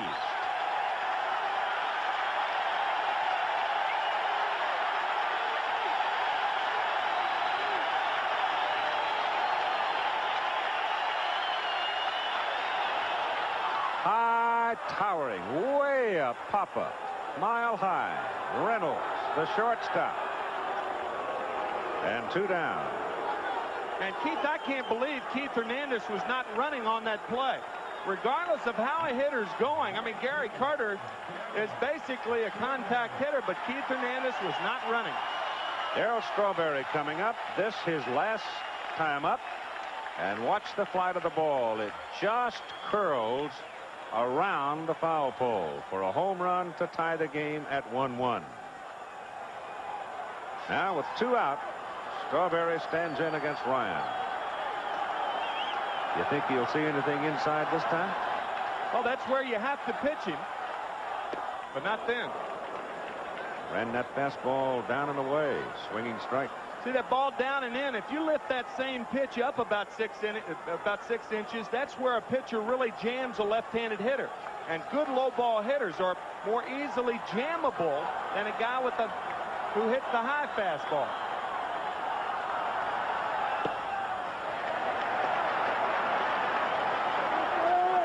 Ryan bobbing his head, talking to himself, fussing a little bit now. Kerfeld is up. But right now, not throwing. He's a spectator. He's throwing easily once in a while to stay loose. He's all loaded up, though.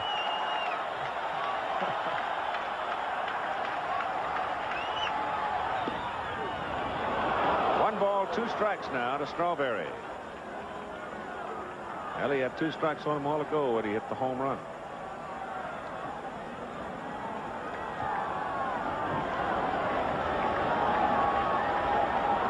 Not bad credentials for a young player. 27 of those home runs this year.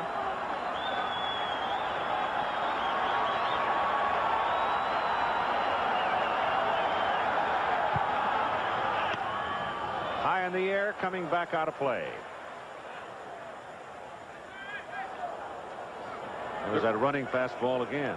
The reason you can jam low ball hitters is it doesn't take as fast a bat to hit a low pitch as well as it does a high pitch. When you're trying to hit that high pitch, you have to be a lot quicker than you do when you hit the ball down in the strike zone.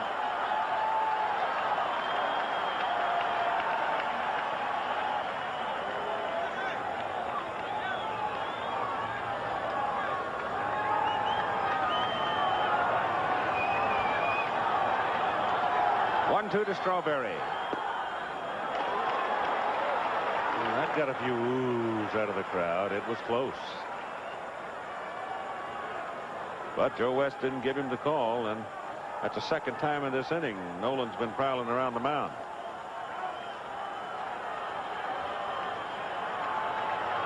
Mookie Wilson watching the goings-on and from the on-deck circle.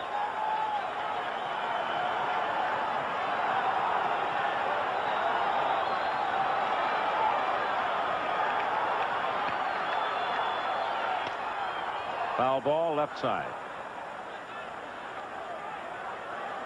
Never did get everybody in the stadium today. There's quite a few empty seats about.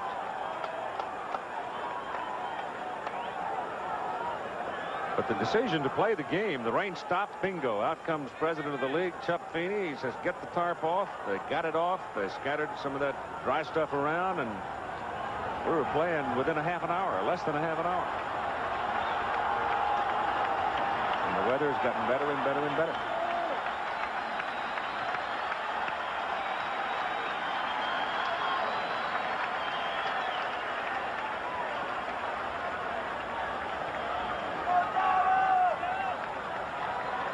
Start the sequence again now after Strawberry stepped out. 2 balls and 2 strikes with 2 out. Hernandez off first. And it's a full count. Well, now Keith Hernandez will be running 3-2 and 2 out. And that's why it's so important not to get in that situation, because now Hernandez possibly can score on a short double or a long single. Glenn Davis will be playing behind Nolan Ryan. The home run hit by Strawberry came on a 3-2 count.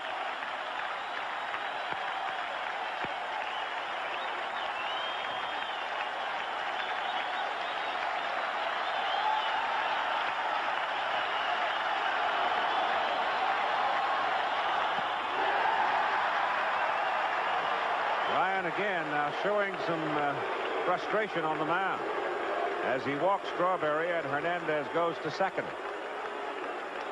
He may have hurt himself with that pitch, and that might be the reason he has been walking around the mound. Some strange signs out there. Of course, that elbow has given him problems all year, on the disabled list 2 times. Let's see if we can pick anything up with this pitch. Oh, yep, that elbow, you can see him writhe in pain.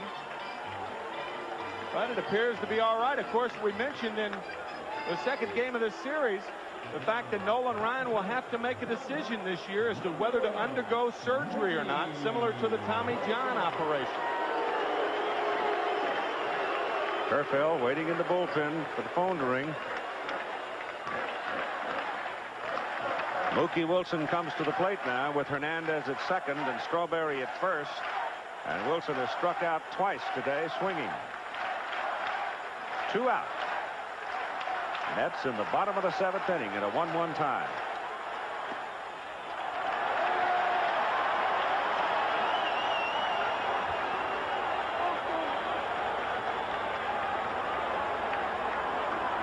Well, he's been out there a goodly part of the time now over the last 6 pitches.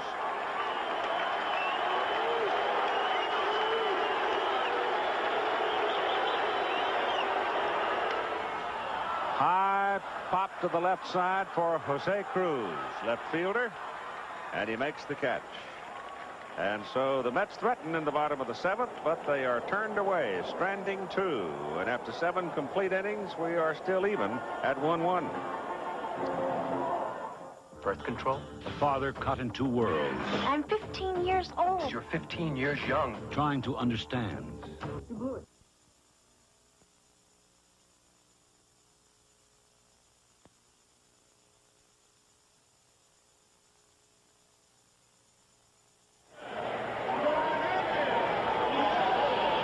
We move to the top of the 8th inning. Nolan Ryan, coming off the mound after that last inning, seemed to indicate some discomfort, but I don't know whether it was just frustration or not. But I think it's worth noting, Tim, that he has thrown 113 pitches in this ball game. And in no time since June 2nd, when he went on the DL with that strained medial collateral in his right elbow, has he thrown over 100 pitches. Dwight Gooden, on the other hand, as he faces the top of the order for Houston in the top of the 8th inning, has thrown only 88 pitches. I'll tell you, Keith, as much as anything, I think this ball game and this series so far has shown how evenly matched both these ball clubs are. Doran puts it on the ground. Past Gooden. First baseman Hernandez covering. Nobody at first. Gooden late getting there. Thought perhaps he had a chance to make the play on the ball and did not. And it's base hit. Bill Doran. This is an absolutely perfect bunt. Doran bunts it hard enough. Gooden gets off the mound but can't get to it. Hernandez is made to field the ball and has no play. And Billy Hatcher comes up. Now Hernandez will go in and tell Gooden one of three things. He'll say, when I break, count 1001 and throw home. That'll give me a chance to get closer to the bunt. Or when I break and come back, throw over to first base 1 or 2 times. The third thing is when I break, step off. And that prevents that runner from taking off the same time Hernandez does. We'll see which one is in effect right now.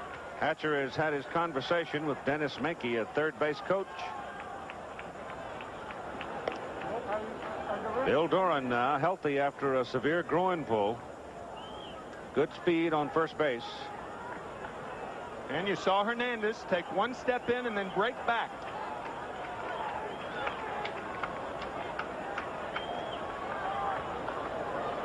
Knight coming in from third. The second time. That holds the runner at first base and prevents the runner from taking off with Hernandez, because if Hernandez breaks toward home, there's nobody to cover first base, and a good base runner will take off at the same time. But popped back over the screen, foul, and Hatcher has to sit down, protecting himself from a fastball that ran in on him. That's the old Casey Stengel theory in bunting situations. When a hitter squares around, throw the ball high and tight. I think Gooden did it inadvertently more than anything else. That was just a high fastball.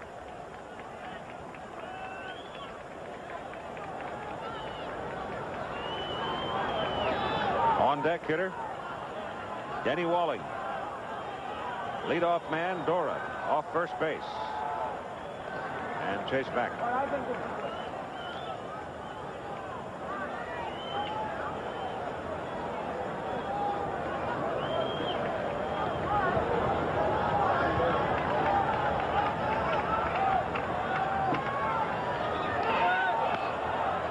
Butts down. Rolling, rolling, rolling, rolling. And Hernandez, letting it roll, suddenly grabbed it. I thought if he'd let it go, it probably was going to go foul, but he decided to heck with that. I got the runner and the ball here together, and let's combine the action, and he got him. And you can't take that chance because it started to roll foul the first time. Doran off on the pitch. Now watch. Now it wanted to roll foul. Now it kicks, and now it's too late. Hernandez has to make a decision, and it appeared he made the right decision. You know what? I think he hit the ball, too, with his foot.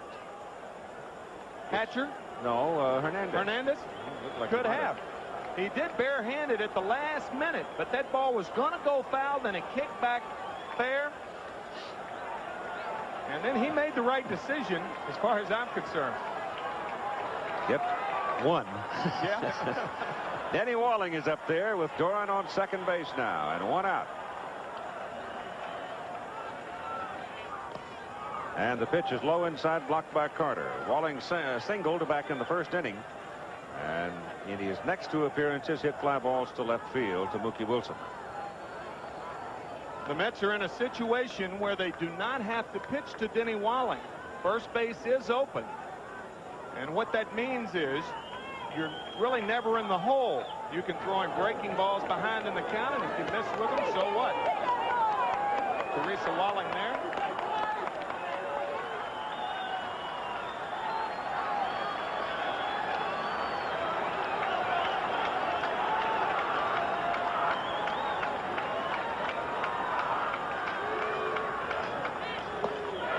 Curveball, strike.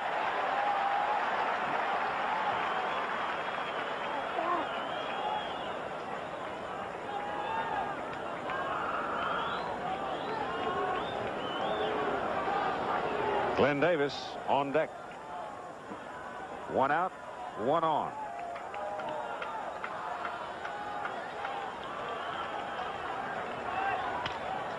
Base hit.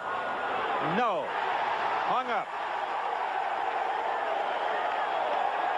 Throw it back to second base to get the double play. Everybody's running off the field. That was not the third out. The liner to left was only the second out, and finally somebody remembered to get the double play at second base. This is the Noid. He loves to ruin your pizza. And it looks like it might sink, but it doesn't. It stays up. Everybody's running off the field. Bill Doran, in the meantime, is way around third base. And now Mookie Wilson flips the ball into the shortstop at second base to complete the double play. And Doran hangs his hat and goes into the dugout. Hangs his hat with his head in it. Yeah. As a matter of fact, with Mookie Wilson catching that ball eye high, that wasn't a shoestring catch or anything like that. He caught that ball eye high, and that's the reason that it was a what could be a very big mistake for the Houston Astros. For the simple reason that Glenn Davis is the next guy up at the plate. That's right. And also, you can delay a little bit with Wilson in left field and still end up scoring with Doran's speed because Wilson's just coming off arthroscopic shoulder surgery and does not throw the ball well.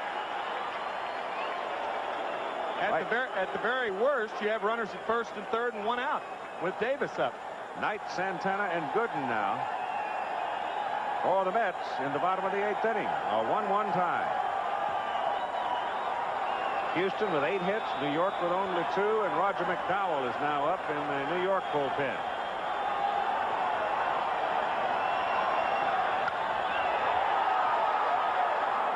Kevin Bass drifting back in right field makes the catch. 1 down. There's Nancy. Frustrated a bit over her husband's fly ball to right in a tie ball game. And here's Rafael Santana coming up now. Hitless in 2 trips today. Nolan Ryan still out there.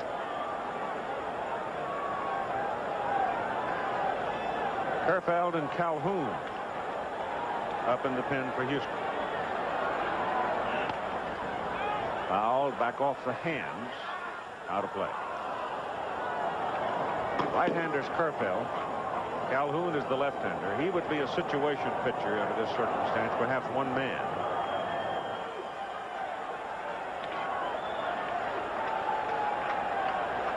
One strike on Santana.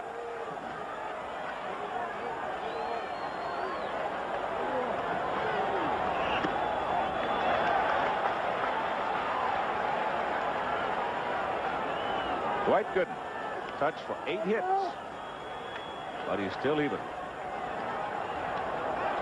Loading up the bat. McDowell might get a call here for his 2nd appearance in the championship series. He came in after Fernandez, and Santana swings at a pitch that was up too high, and he knew it. He's going to cock his head and walk away.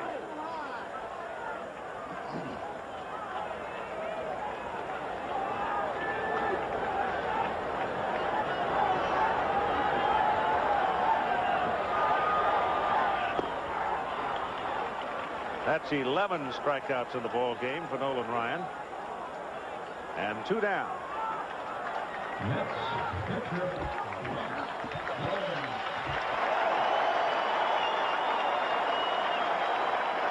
Round of applause for Dwight Gooden as he comes up now with 2 out. I never will forget a remark by Johnny Keane, the manager of the Cardinals, after the '64 series when Bob Gibson threw over 150 pitches and beat the Yankees 7-5. Well, Bob went out after Phil Lentz and Clete Boyer hit home runs, and he asked Bob, he said, "How do you feel?" And he said, "I'm fine." And so Johnny went out, and Bobby Richardson popped up to Dal Maxville, and the Cardinals won the series. And after the game, Johnny Keane said, "I had a commitment to his heart." And I think Hal Lanier has a commitment to Nolan Ryan's heart in this ball game. That's a high pop to the right side. Second baseman Bill Doran has the beat on it, and the side is retired. So Ryan gets the Mets in order in the bottom of the 8th inning. We're all even. 1-1, headed for 9. I don't know. What are you going to do? I don't know. I'd go to college. Me too. A low-scoring ball game, and we're even at 1 going to the 9th inning. Good suggestion, huh? Now, we got power against power. We've got Gooden, who is settled down, is pitching a very strong game, even though he's given up 8 runs, but now he faces Glenn Davis in the top of the 9th inning. Well, Glenn Davis, as we said, his first 2 times up in this ball game, he was locked in, and in my opinion, the most lethal hitter on either ball club right now. So we'll see what happens. Top of the 9th inning. 1-1 tie in Game 5 of the National League Championship Series, with the series even at 2-2, and the 2 teams headed for Houston and the Astrodome right after this one is complete. And again, the weather looks pretty good in Boston when we last heard, and it looks like they'll be able to get Game 6 in at Fenway Park tonight between the Angels and the Red Sox. Al Michaels and Jim Palmer up there, along with Chuck Howard, Chet Forty, and all of our folks, having made the transcontinental trip yesterday. Davis, Bass, and Cruz against Gooden. Starts him with a curveball and misses. Ball 1. I don't think Dwight right here wants to get into a power contest unless he has to. Nope. He has already thrown around 100 pitches.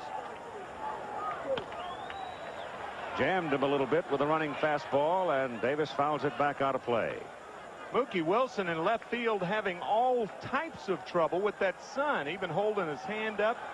As you can see, the shadows now make it doubly tough to hit. And also the sun in the outfield making it doubly tough to catch fly balls.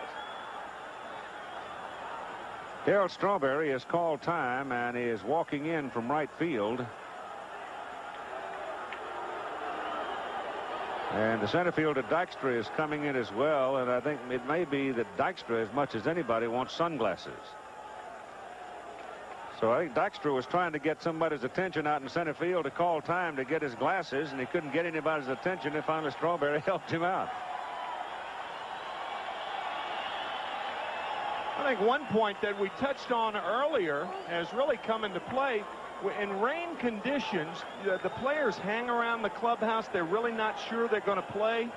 And by the time they get into the ball game, they've gone 2 at-bats and really don't know how they made the 2 outs.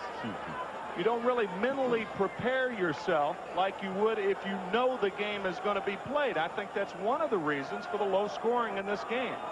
The other 2 reasons, Dwight Gooden and Nolan Ryan. Yeah. 1-1 the count on Glenn Davis.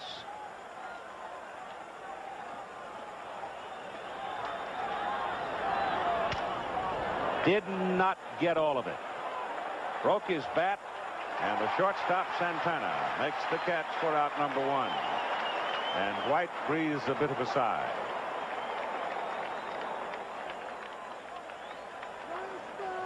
Now it's Kevin Bass.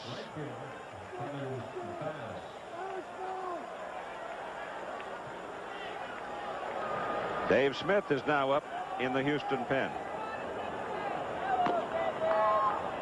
Smith was tagged by Dykstra for the winning home run, 2-runner, in Game 3 here at Shea Stadium. A game in which Houston had a 4-0 lead going into the 6th inning. Pitch is inside to Bass for ball 1. Kevin has 2 singles in today's game.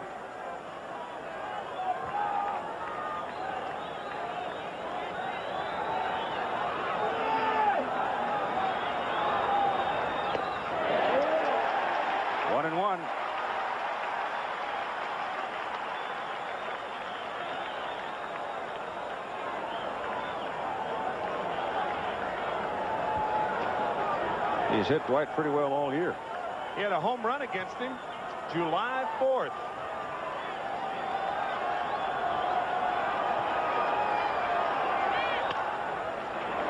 Second baseman Backman handles it. 2 down.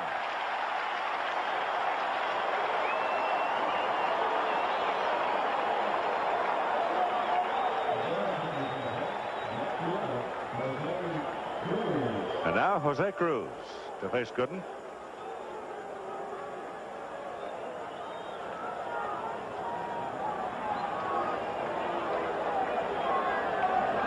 Mets will have the top of the order in the bottom of the ninth.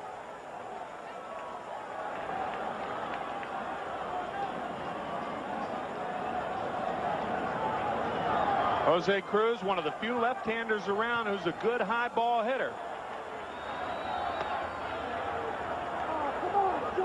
Little outside. And good, his most effective fastball is the fastball upstairs.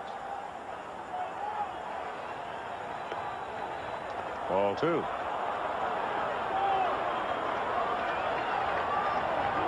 McDowell loosened up some an inning ago and has retired. And the pen is quiet on the Mets side. Smith and Kerfeld stay up in the Houston bullpen on the left side.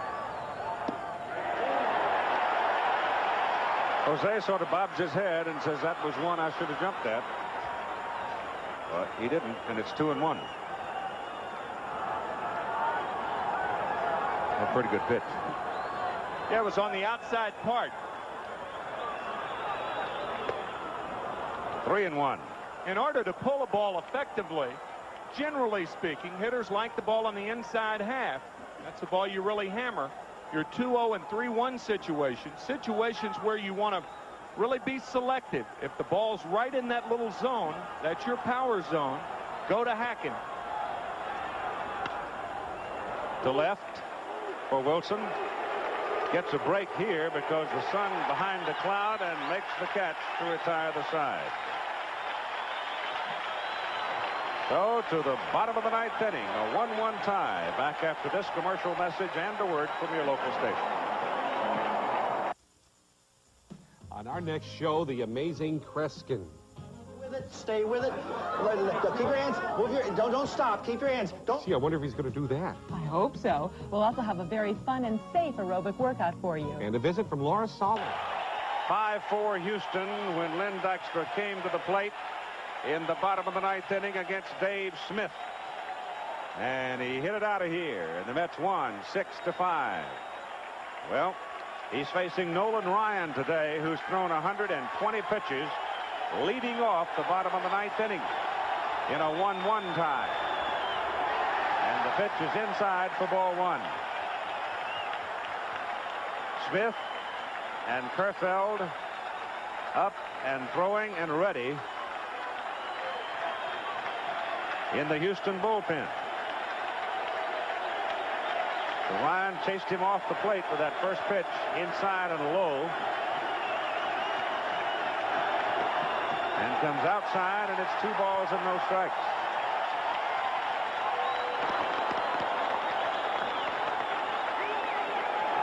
I'll tell you, Terry just about jumped out of the ballpark the other day when he hit that home run, and looks like she's wound up again today. 2-1. And they're taking the bunt away from Dykstra. Glenn Davis and Denny Walling on the corners. So it's not a good idea for Dykstra to try to bunt it here.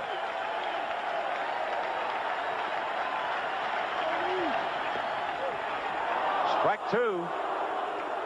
2-2. He has struck out looking, struck out swinging, and popped out to the third baseman, and Hal Lanier talking to his defense. He wants Glenn Davis to play closer to the line, not on the line, just closer. Walling backing up at third now is off the grass and even with the bag.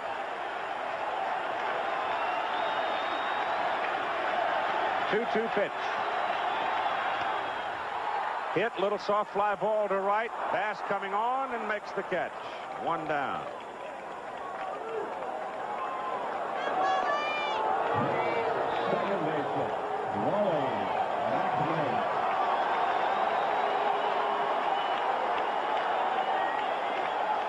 Wally Backman struck out twice today, hitless in 3 trips. Again, the threat of the bunt here with Backman. So the corner people move in. Davis at first, Walling at third. And the pitch is high and away.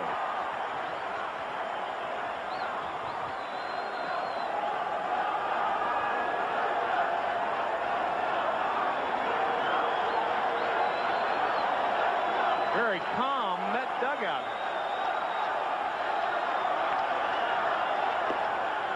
One and one.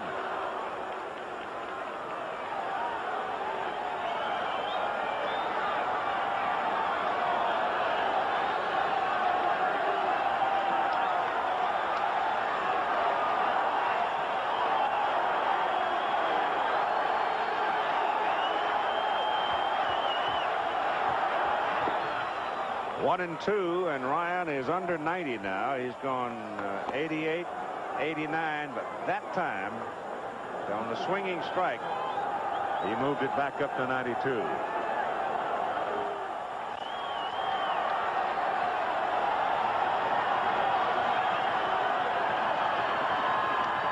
Wow.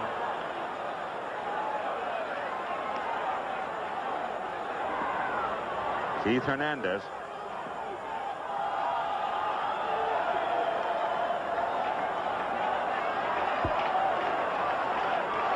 Baxter led. Fly ball to right. Bottom of the ninth inning, a 1-1 tie in Game 5 of the National League Championship Series. And from here, they head for Houston to play tomorrow afternoon at 3 Eastern Time in the Astrodome. Swing and a foul tip held by Ashby. And that's strikeout number 12 for Nolan Ryan.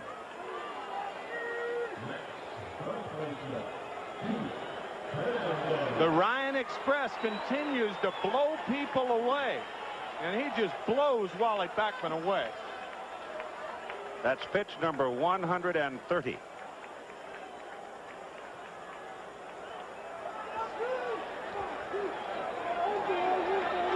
Now Hernandez with 2 down. Carter to the on-deck circle.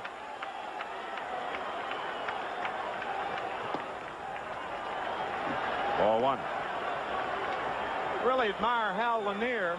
For the first 2 hitters, Lynn Dykstra and Wally Backman, he was not playing his defense on the line, but now down at first base, Glenn Davis is on the line with Keith Hernandez, a guy who is much more of a pull hitter than Dykstra or Backman.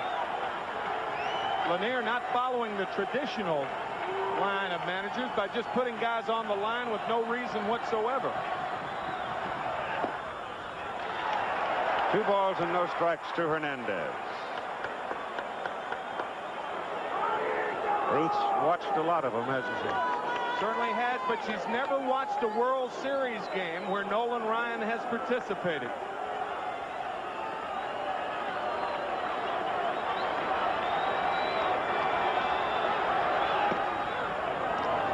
There's a strike, 2-1.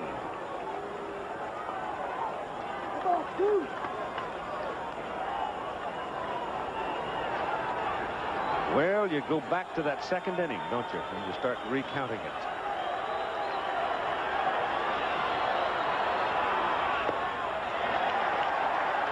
Pitch is high and away. It's 3 balls and a strike to Keith Hernandez.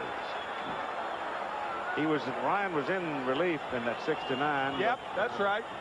We're not sure the Ruth was there. Yeah. No, we're not, but that was the only World Series that he participated, but that was before he was established as a star in the major leagues. Ball is hit high in the air and will stay in the park. A lot of room for Kevin Bass as he angles over to the line and makes the catch for the 3rd out. So Nolan Ryan headed toward 140 pitches in the ball game, goes 9 innings. He's allowed 1 run and only 2 hits and struck out 12.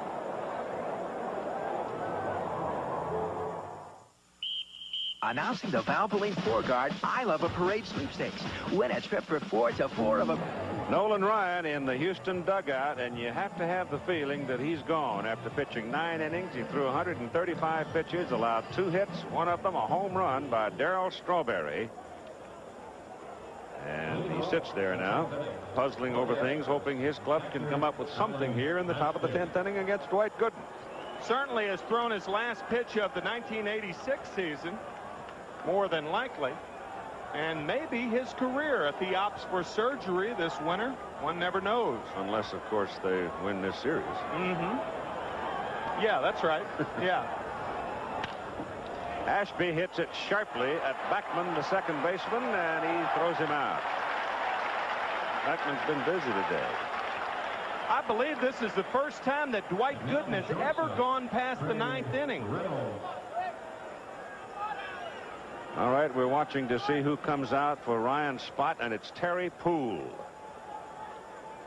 Terry Poole comes out carrying a bat. This, to my knowledge, now we're not sure on this, but to my knowledge, it's the first time that Dwight Gooden has ever recorded an out in the 10th inning. He has never pitched past the 9th inning in his career. So he gets Ashby to bounce out to the second baseman, and here is Craig Reynolds, the shortstop, who's hit into a double play and singled in 3 trips. And it's a strike to him.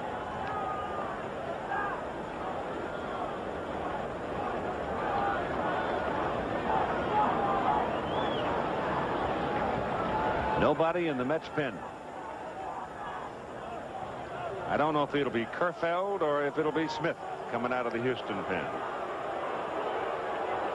Al Lanier said that if he had that situation of Game 3 with the Astros leading in the 9th, that he would do the same thing and bring in Dave Smith. We'll see. Coach, he likes Smith protecting. Yeah, that's right. Tie ball game, he likes Kerfeld. A lead, he likes Smith. Dandy curveball.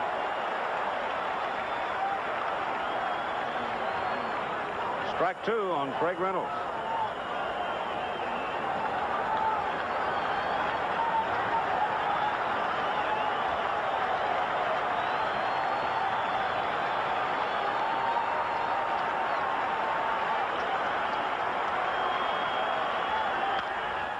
To the right side, one-handed by Backman. He has 2 putouts in this inning.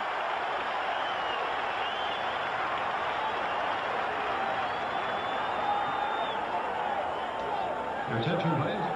For the Astros, batting for pitcher Nolan Ryan, number 21, Terry Poole.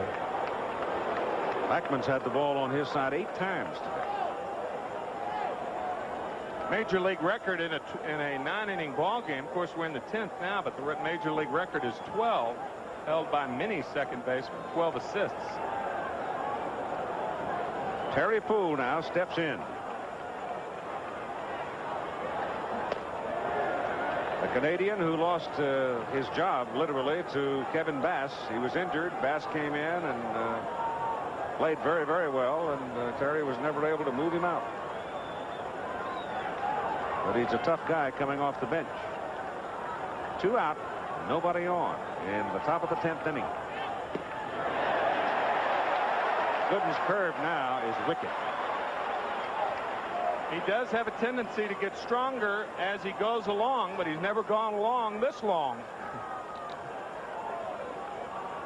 Terry Poole, as you saw, 1 for 1, 10 for 19 in the 1980 series. That curveball was up in his eyes, and he leveled at it but fouled it away.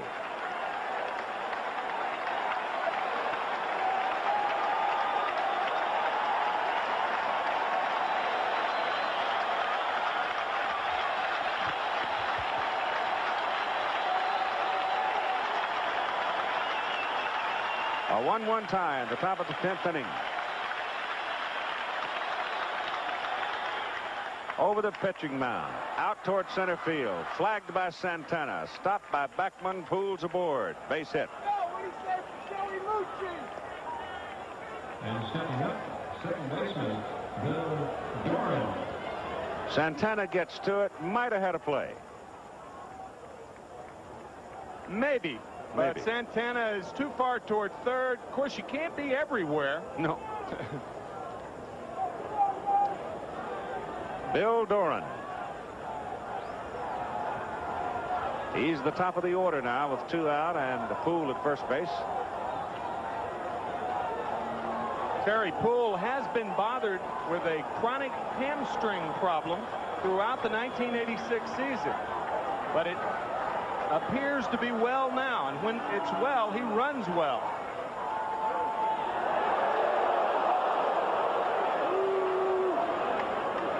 Knepper and Bob Ojeda scheduled for Game 6 in the Dome tomorrow afternoon at 3 Eastern Time.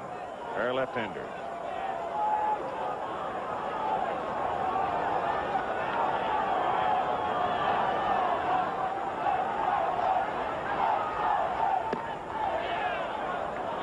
Just high.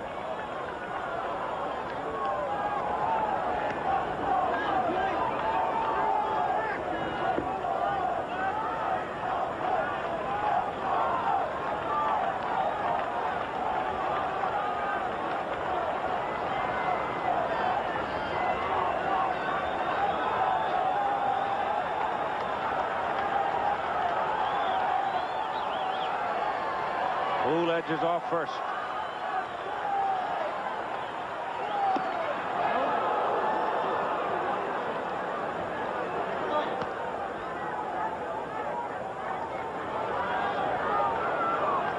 Sun now has gone back behind the clouds, but you can see more sky right now than we've seen in 2 days. It's like the storm has passed New York by now. Who goes? Throw by Carter. Ball is backed up by Backman and saves the base. Well, I must say that Dykstra was on the dead run coming in to back up also, and it might have been hazardous for Poole to risk a run at third if it'd gotten through. Yeah, his primary aim is just second base. That puts him in scoring position. Terry Poole, with only 3 stolen bases all year, steals a very big base here in the playoffs.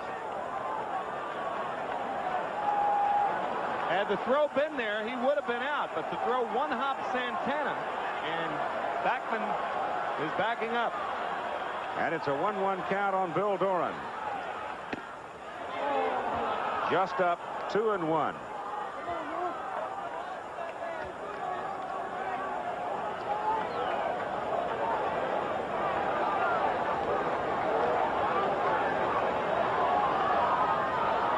Some of the folks that didn't get in today.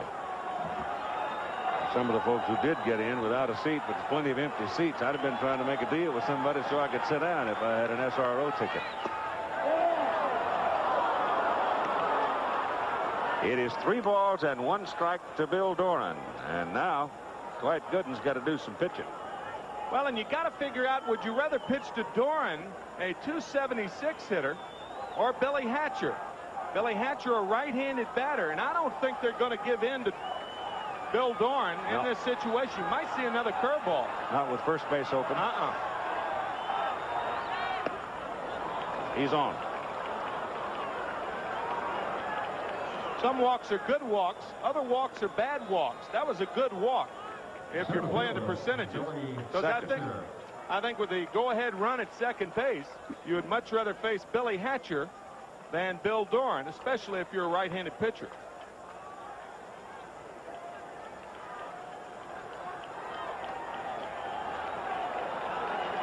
All right, Billy had a single back in the 3rd inning off Gooden.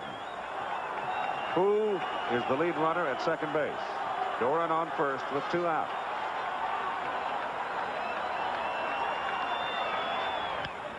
Foul back.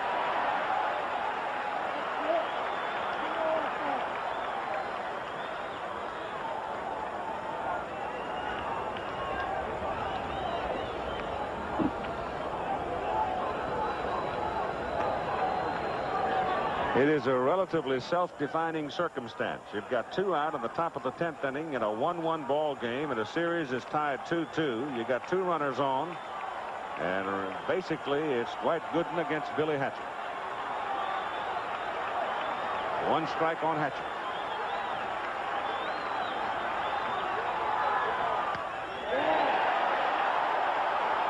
Billy clutches at his bat.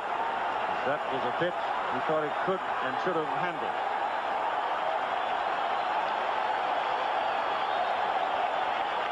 If he does hit the ball the other way, that is not his power field. Darryl Strawberry too deep in right field. He's the opposite fielder with Billy Hatcher hitting.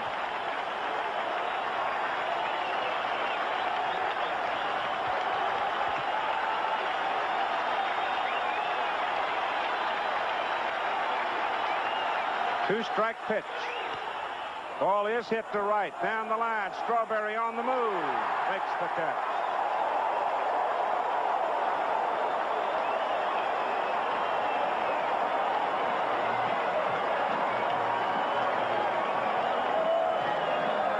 The Houston Astros strand 2 in the top of the 10th inning in a 1-1 tie. And back after this word from your local station. I'm David Hartman. Weekday mornings, we talk with the people you want to hear from, movie stars, TV celebrities, sports greats, and music superstars. Join us weekdays for Good Morning America.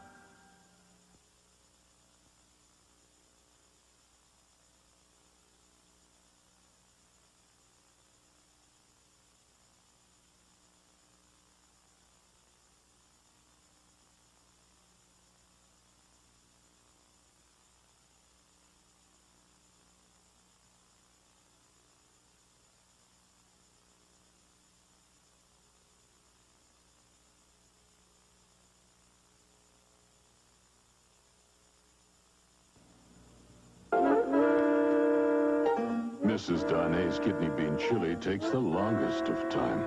A can of kidney beans, a little of this. Mrs. Carton takes a fast, easy way to chili because Brooks Chili Hot Beans already have a nicely spiced sauce. She browns ground beef, adds Brooks, then her special touches.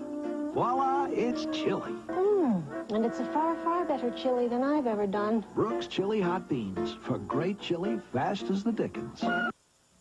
At last, an ultra-lightweight cream that firms like a heavyweight.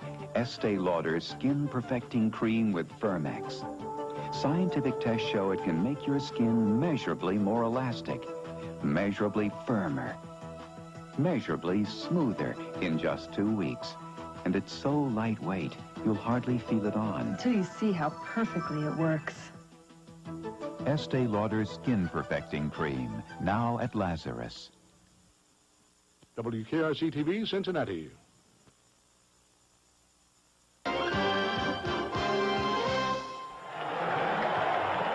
Anything that has the suggestion of rally around it is now being extricated from whatever it's been in, including the Mets version of the rally cap. Charlie Kerfeld is on in relief of Nolan Ryan. He pitched in Game 2, got a double play. He came in Game 3 and got 6 in a row. What did he get? 3 in a row. So he's done his job each time he's been in the ball game. And now he's pitching to Gary Carter, Darryl Strawberry, and Mookie Wilson. A 1-1 tie at the bottom of the 10th inning at Shea Stadium in New York. The one thing about Kerfeld, he can get very wild if the Mets allow him to. Mets, however, on the other hand, a free-swinging ball club.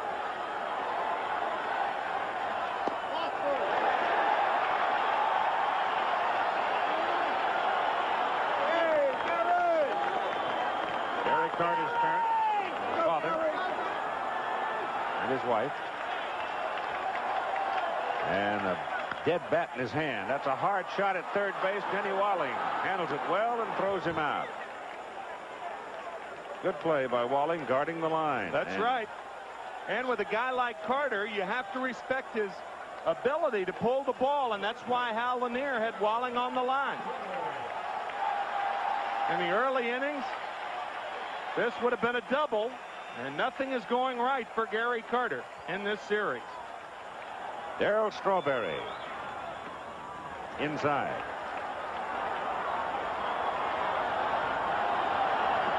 That one was a home run.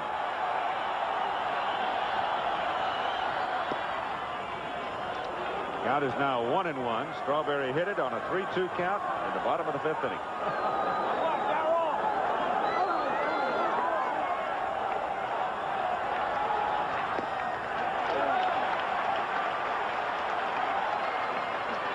Dwight Gooden having been successful in the top of the 10th inning.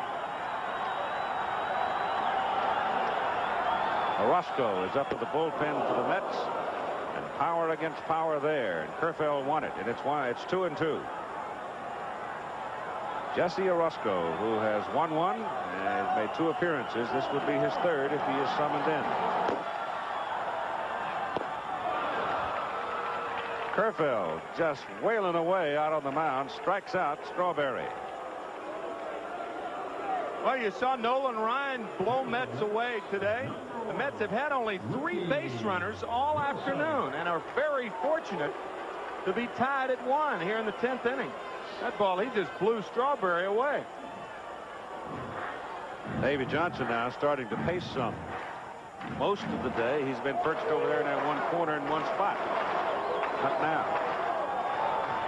Mookie Wilson inside corner, called strike. You get a stiff neck wearing that? Foul ball, strike 2. That's the first slider that Kerfell has thrown. And usually Alan Ashby will work him to the point where he will not throw a breaking ball unless he's ahead in the count. So you may see another one here.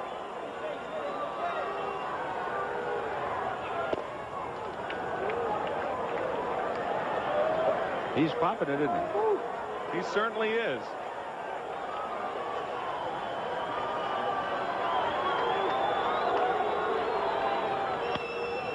Fouled away left side.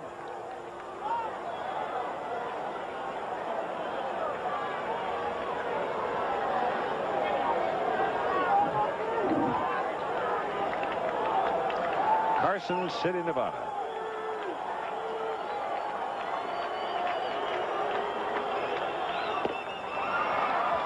Struck out 2, and he comes bounding off the mound, having retired 3 in a row, and we are headed for the 11th inning in a 1-1 tie.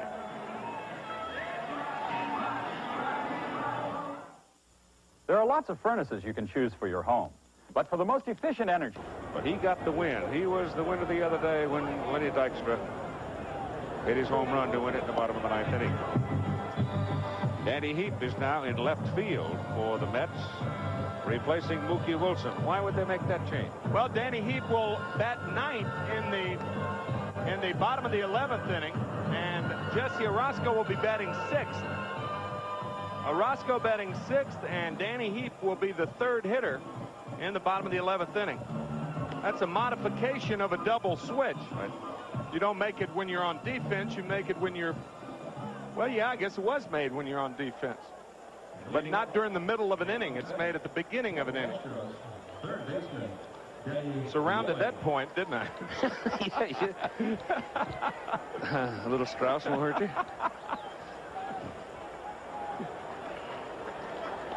All right, Denny Walling, Glenn Davis, and Kevin Bass are coming up here in the top of the 11th inning.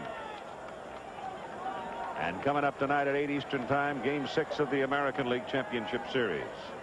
Al Lanier usually pinch hits Phil Garner against a left-handed pitcher in a spot like this, but not here. Interesting. Foul back.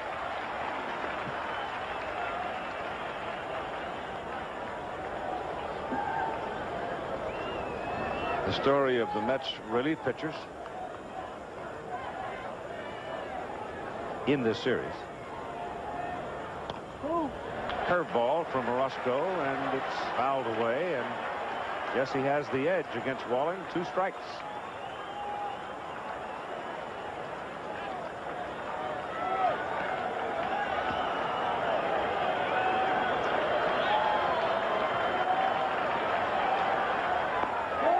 Went fishing and struck out.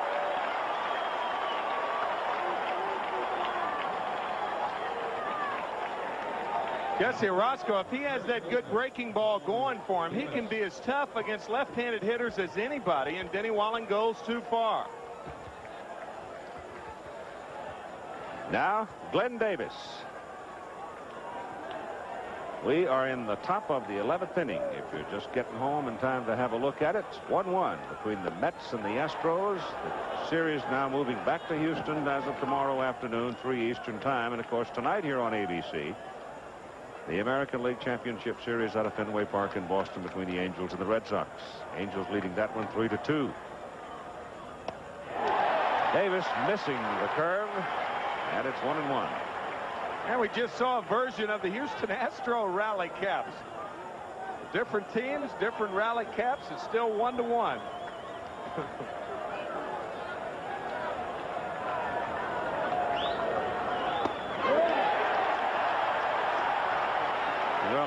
one looked like he was right down the heart of the plate. Well, that's what that breaking ball will do to hitters. It'll make them tentative on the pitches that technically is their strength.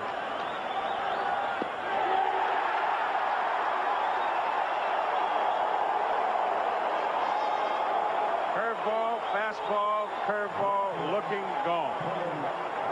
That was that backdoor curveball, breaking ball on the outer part of the plate. Right down Westheimer. I guess I should explain that. We were down in Houston, and one of the writers suggested that Tim might be a little biased by referring to a pitch as being right down Broadway in the opening game, so we just wanted to make sure that Houston got just due.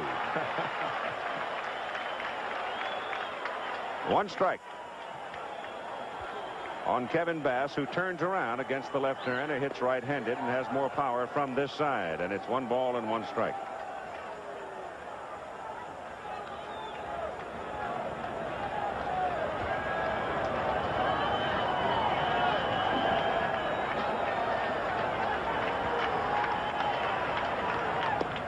Oh, look at that thing snapping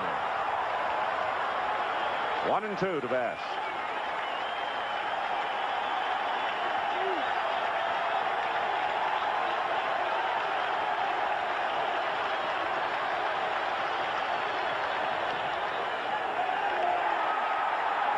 Throws him out, and he too does his job. He strikes out 2, as did Kerfell, gets him in order, and we're headed for the bottom of the 11th inning in a 1-1 tie. 1-9-0 for Houston and 1-2-0 for the Mets. Houston has left 7 on base.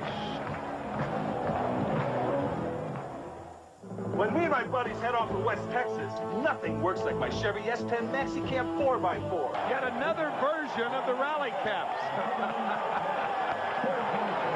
I tell you, get a little goofy in those dugouts. You know, you can't do anything. The team that's out on the field, it's up to them. And I'll tell you, in the dugout, it's tougher to watch these games than it is to play in them. And you've seen how tough it is the last 2 innings with the pictures of the rally caps. Charlie Kerfell, 6'6", about 235 or so pounds. Stomping up and down. And ready to pitch now to Ray Knight, pinch hitter Lee Mazzilli, and then Danny Heat. It'll be Heat's first time up as well.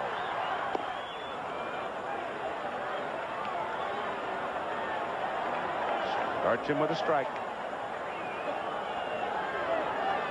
They've handled Ray today. 0 for 3.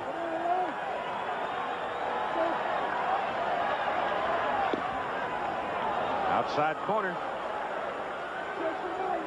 Kind of get the feeling in this game that nobody's ever going to get another hit. You do, another night in New York. No contest, yeah. Finish it after breakfast. Game called on account of pitchers too tired. Foul ball left side. Well, the starters, Ryan went 9, allowed 2 hits and 1 run. Gooden went 10 and allowed 1 run.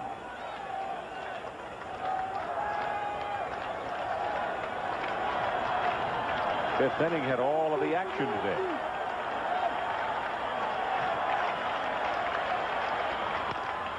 Over the middle and flagged down by Doran. Throws and gets in. Pretty good arm shown there by Doran. He is just a fine all-around ball player. Watch how he plants. Of course, Ray Knight is not going to get too many infield hits.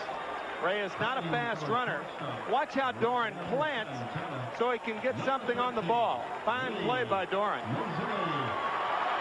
Lee Mazzilli now will hit for Santana. At a pinch hit single in the series.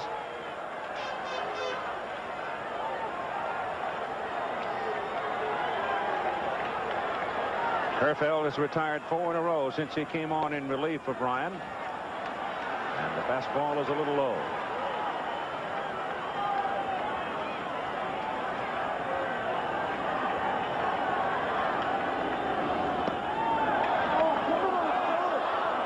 Inside corner for a called strike.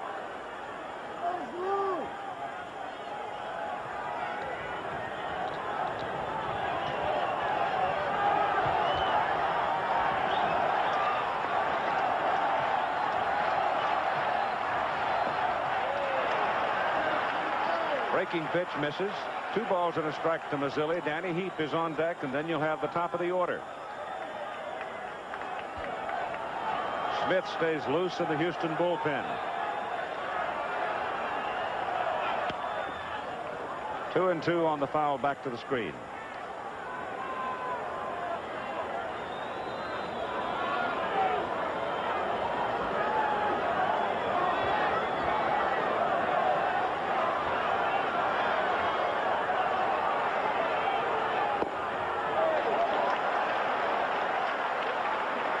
Had to be low. That's one thing about Lee Mazzilli. He will make you throw strikes. His value increases as a pinch hitter. 3 balls and 2 strikes. Hit on the ground to Davis at first base. He'll do it himself. 2 down.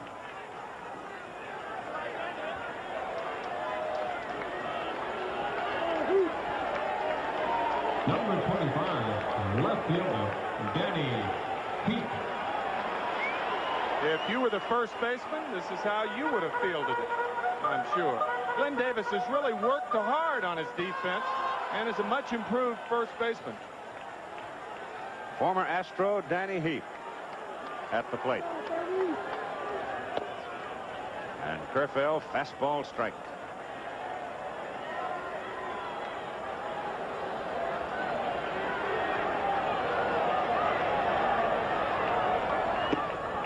Change, drifts outside. Guarding the lines. As Dykstra swings a bat in the on-deck circle. 2 out. In the bottom of the 11th inning. That ball is hit sharply, but it's going to be foul into the crowd down the left side. Danny Heap, one of those Astros involved in that dramatic 1980 series against the Philadelphia Phillies. Now he's a Met. And this series is becoming just as dramatic as the 1980. He came to the Mets for Mike Scott back in 1982. Called him out. So Kerfeld has now struck out 3, retired 6 in a row, and we are headed for the top of the 12th inning in a 1-1 tie. As you see, the strikeout pitch by Kerfeld. Thing took a pretty good dip too, didn't it? Yeah, Danny tried to hold up on the slider in the dirt, but he just couldn't hold up. He went too far.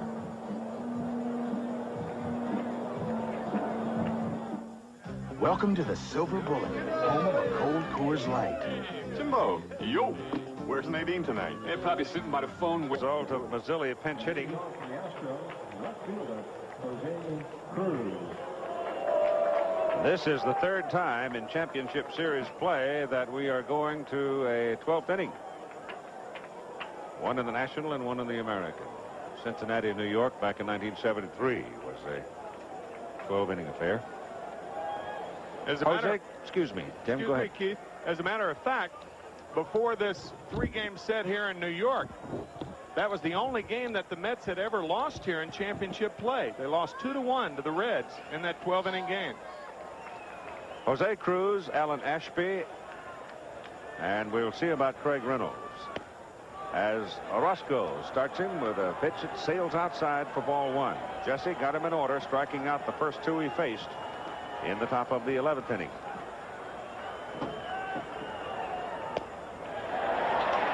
That's a strike.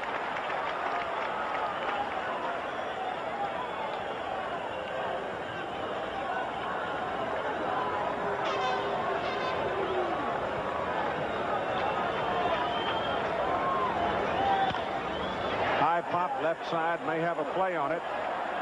Knight goes back. Elster's there. Knight. We had that situation a little closer to the rail the other day, and Knight was called off of it. But I think the way Ray went back that time, he'd have taken an elephant to run him off the ball. He was going to get it.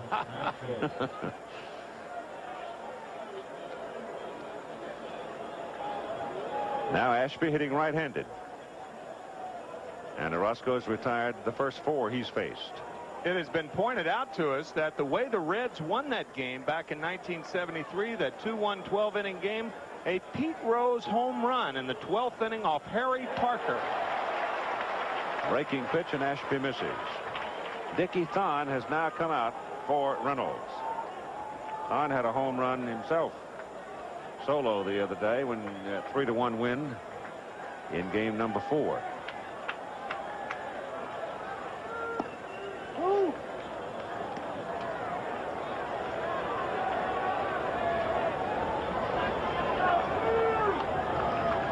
McDowell is back up in the New York bullpen. Roger McDowell.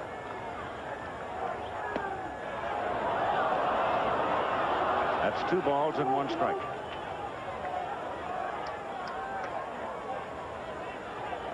Here's Roger, made 1 appearance so far.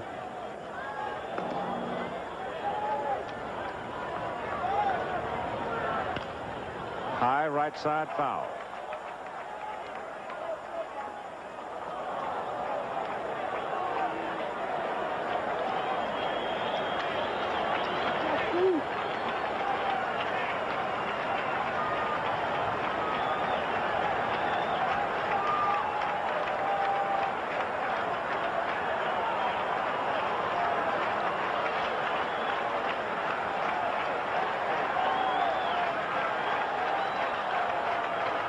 Two pitch, bounce to the shortstop. Third baseman comes over, cuts it off. Good play, Knight. High throw, but Hernandez handles it.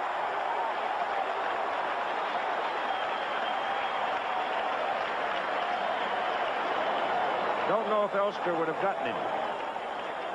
Elster was too deep. What's always amazed me is quickness at third base does not necessarily indicate speed. We said Ray Knight does not run well, but he's quick. Brooks Robinson the same way. The quickest guy, 2 steps, 2.5, 3 steps, but he couldn't run real fast. Now Dickie Thon steps in. That 1 hit was a home run into the Houston bullpen in left field. Davey Lopes has come out to the on-deck circle now and will hit for the pitcher Kerfeld. That means Smith will be next for Houston. Dave Smith. He was the man shocked by Dykstra. The 2-run home run that won here on Saturday. But he had 33 saves during the regular season. And the man leading off the 12th to face Dave Smith, Lenny Dykstra. 2-1.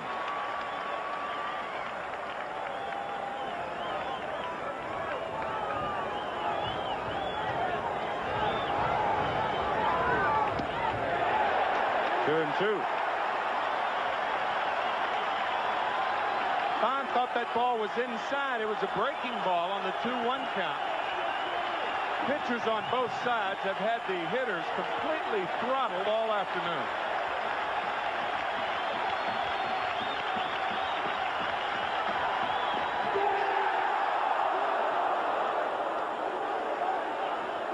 Jesse begging it a little bit as he came bouncing off the mound, but no call on it. So now it's 3-2. Orozco trying to go in the back door again, and that ball appeared to go around the plate.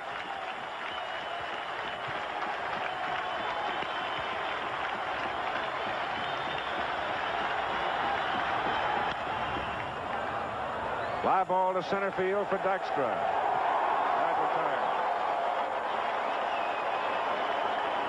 Orozco has retired 6 in a row.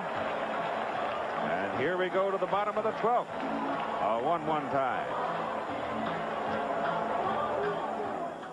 Americans desperate to adopt are buying Mexican babies. It's a booming black market business that authorities say is hard to stop.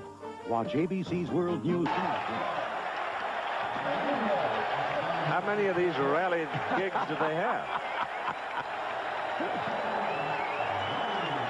Well, Davey Lopes was in the on-deck circle to hit for the pitcher's spot, but pitcher's spot never got up as Thon hit a fly ball to center field. That means Charlie Kerfeld is back out on the mound, and it's Charlie who will be facing Dykstra, Backman, Hernandez. And that's Terry Dykstra. Is he going to bend those fingers? She's got him crossed so hard. They've handled Lynn so far today. And Kerfeld comes right at him with the hot stuff. Ball, strike one. As a matter of fact, Dykstra and Davis, the only two players on either team that had, prior to this game, hit in all 4 games. Neither has had a hit in this game. Runs up on it. Slider is down low. And it's 1 ball and 1 strike.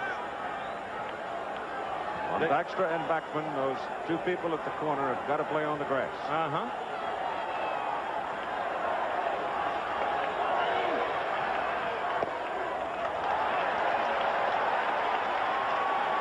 That makes it 2-1.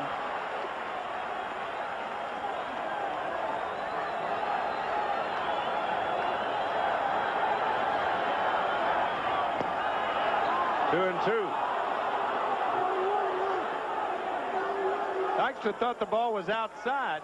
13 Mets have gone down in a row. They have not had a base runner since the 7th inning, and only 3 in the ball game. Dykstra thought the ball was either low or outside. But the umpire does not necessarily need agreement for him to call it a strike. Different union. Yeah.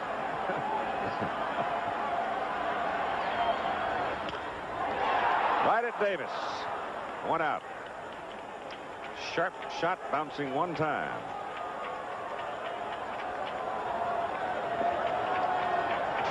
Second baseman, Wally Backman. Now Wally Backman.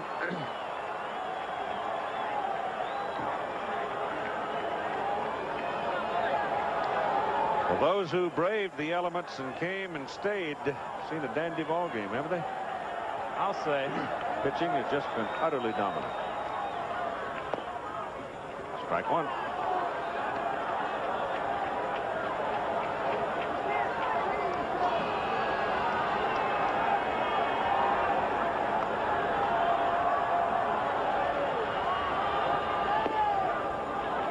Strike 2. Keith Hernandez, 3rd hitter. Kerfeld working quickly. As soon as that batter's in the box, he's pumping. 1-2. Gosh, you know, for the last 3 years, Charlie Kerfeld has been in the instructional league at this time of year. And he was talking about, he said, I was hoping to go back this year for the 4th time and get my Letterman's jacket.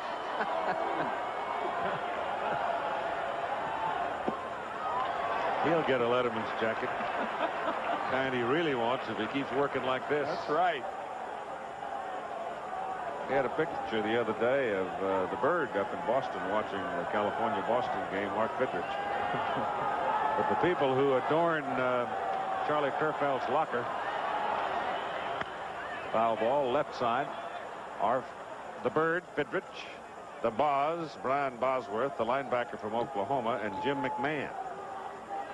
And he also has McMahon's latest poster, including autograph, and practices outrageously up and down the halls of the clubhouse.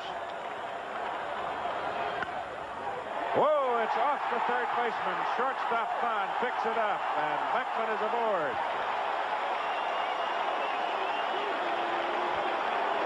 A bullet that handcuffed Denny Walling.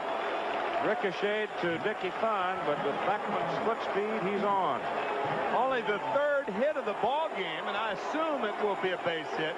Walling on the line because of Backman's propensity to hit the ball down the 3rd base line. He was properly positioned, but the short hop just ate him up. It has not been scored yet. I assume it'll be a base hit. We'll see. It was a rip. Hit the ball very, very hard.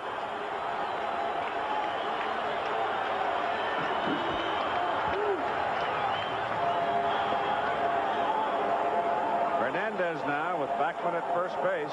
The potential winning run is aboard. And we're at the bottom of the 12th inning.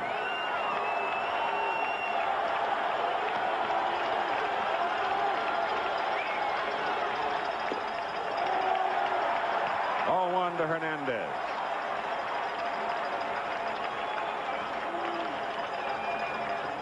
We're still waiting for the call from the official scorer. It is a base hit. Sort of figured it would be because it's almost unfair not to call it a base hit. The rocket.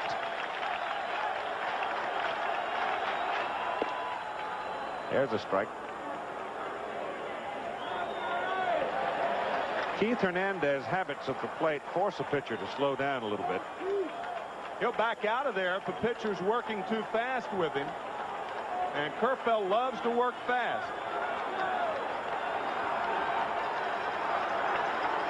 One out. Backman at first. The ball gets away from Davis on the throw over there, and Wally Backman turns at second base.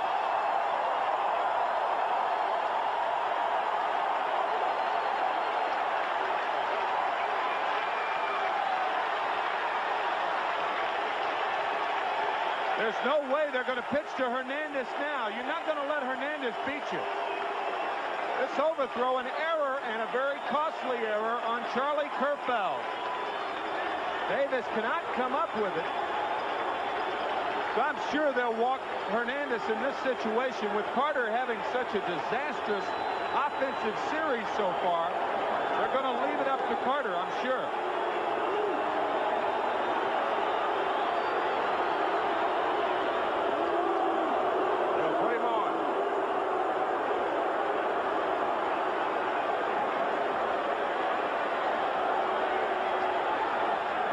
And Gary Carter, who has hitless in 4 trips today, he has 1 base hit in 21 trips to the plate in the series, will come to the plate just as soon as they finish the formality of walking Keith Hernandez.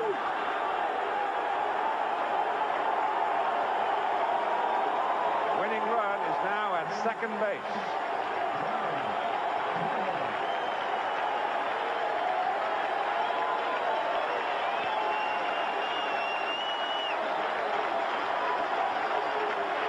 Carter's only hit was a double back in game 2.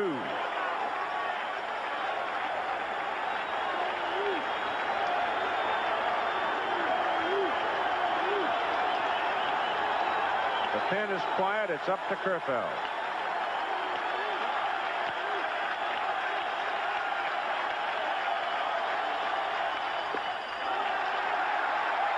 That's ball 1. Because of the strength of Gary Carter, the outfielders are forced to play him deep. Therefore, any base hit to the outfield, regardless of how hard it's hit, I doubt that there'll be a play on Backman at home plate.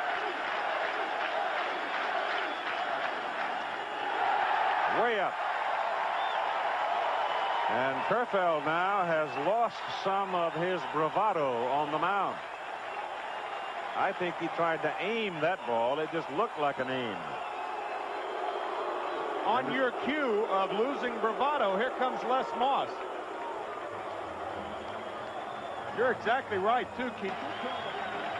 But no one warming up in the Astro bullpen. It's up to Charlie Kerfeld. The count, 2 balls and no strikes with 1 out to Gary Carter. The winning run at second base. Keith Hernandez at first base. And he almost hit him with that pitch. Carter, of course, hanging in. He's not going to give up anything, including taking a nip if necessary. Hey, we saw Jeff Calhoun up earlier with Strawberry on deck. I'm surprised that Houston doesn't have a left-handed pitcher up in the bullpen. There's a strike. And that's the easiest pitch Kerfeld has thrown since Carter came to the plate, and now Smith is up in the Houston bullpen. If he walks Carter, it's possible you could see Smith.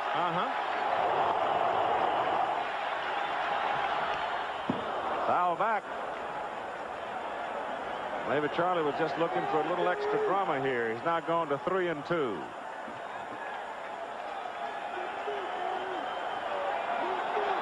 Backman earned his way aboard with a bullet off the third baseman Walling, ricocheting to the shortstop. But no play at first on Walling. And he moved over to second on Kerfeld's throwing error, trying to hold him close, and he misfired to Glenn Davis. High pop coming back out of play. And Gary Carter is still there. Notice also the runners were not running. Similar situation about 4 innings ago when Keith Hernandez was at first base on a 3-2 count and 1 out. And Hernandez wasn't running.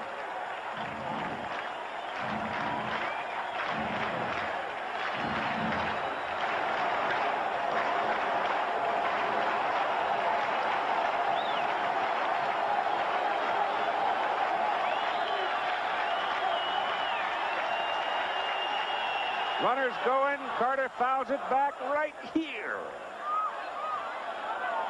Just missed it. Kind of interesting that Davy Johnson would all of a sudden send the runners when he hasn't done it previously. But of course, a lot of that may depend on Carter seeing a lot of fastballs. The chances of Carter seeing a lot of fastballs, the opportunity of him getting the good part of the bat on the ball, with more that he fouls back, the more he's seen. Bottom of the 12th inning. 1 out. 1-1 tie. Charlie Kerfeld and Gary Carter dueling here. Up the middle, base hit. Backman turns third. Hatcher's throw, no play. Easy for Backman. Carter wins it with his second hit of the series, and the Mets win the ball game in 12, 2-1.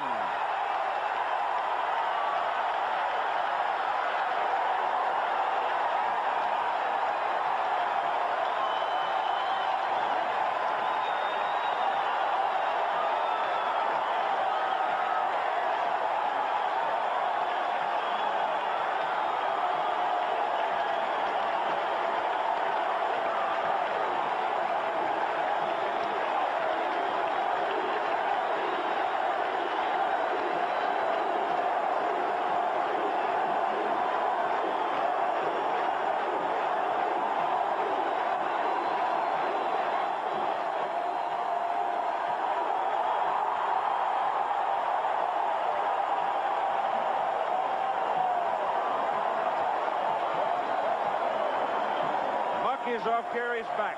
He delivers a sharp single up the middle to score. Backman from second base. The throw from Hatcher was nowhere near in time. He just had no chance on Backman. But remember, it was Kerfeld's throwing error to the first baseman Davis that moved Backman over to second base. Then they walked Hernandez intentionally. Of course, Hernandez was not a factor. So I guess what I'm leading up to, the point I'm about to say, is Charlie Kerfeld has only himself to blame, because Backman earned his way aboard with the base hit, but then Kerfeld helped him along with a throwing error. And the outfield too deep to make a play on Wally Backman. If it got through, Backman scores, and he scores easily. What a ball game.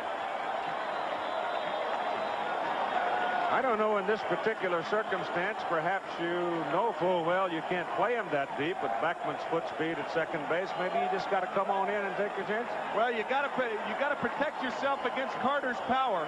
The big guys you play deep, the little guys you play shallow, and Wally Backman, the little guy, scores the winning run. So those who came to Shea are rewarded by a 12-inning ball game before we finally have the issue resolved. And the New York Mets win it by a score of 2-1, with Orozco getting his second win in the series, and Charlie Kerfeld takes the loss. And now the two teams load up and head for Houston tonight for game 6 tomorrow afternoon at 3 Eastern time, with the New York Mets leading in the series 3-2. This ABC Sports exclusive brought to you by the heartbeat of America, to Dave Chevrolet, and by Coors and Coors Light, beers with a difference worth tasting.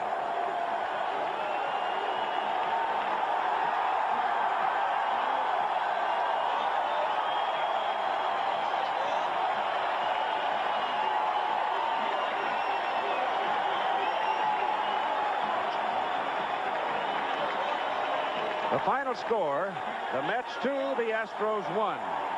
The American League Champion Series heats up tonight at Fenway Park in Boston when the California Angels face the Boston Red Sox in Game 6. Action begins live at 8 Eastern Time on ABC Sports. Today's game produced by Peter Lasser, directed by Craig Janoff. Our technical director, John Fader, and Rich Gelber, and our associate director, Dick Buffington. Later on ABC World News Tonight, Americans desperate to adopt are buying Mexican babies. It is a booming black market business that authorities say is hard to stop on ABC's World News Tonight with Peter Jennings. Travel arrangements made through and promotional fee paid by United Airlines. United flies more people to Hawaii than any other airline. Nobody knows Hawaii like United.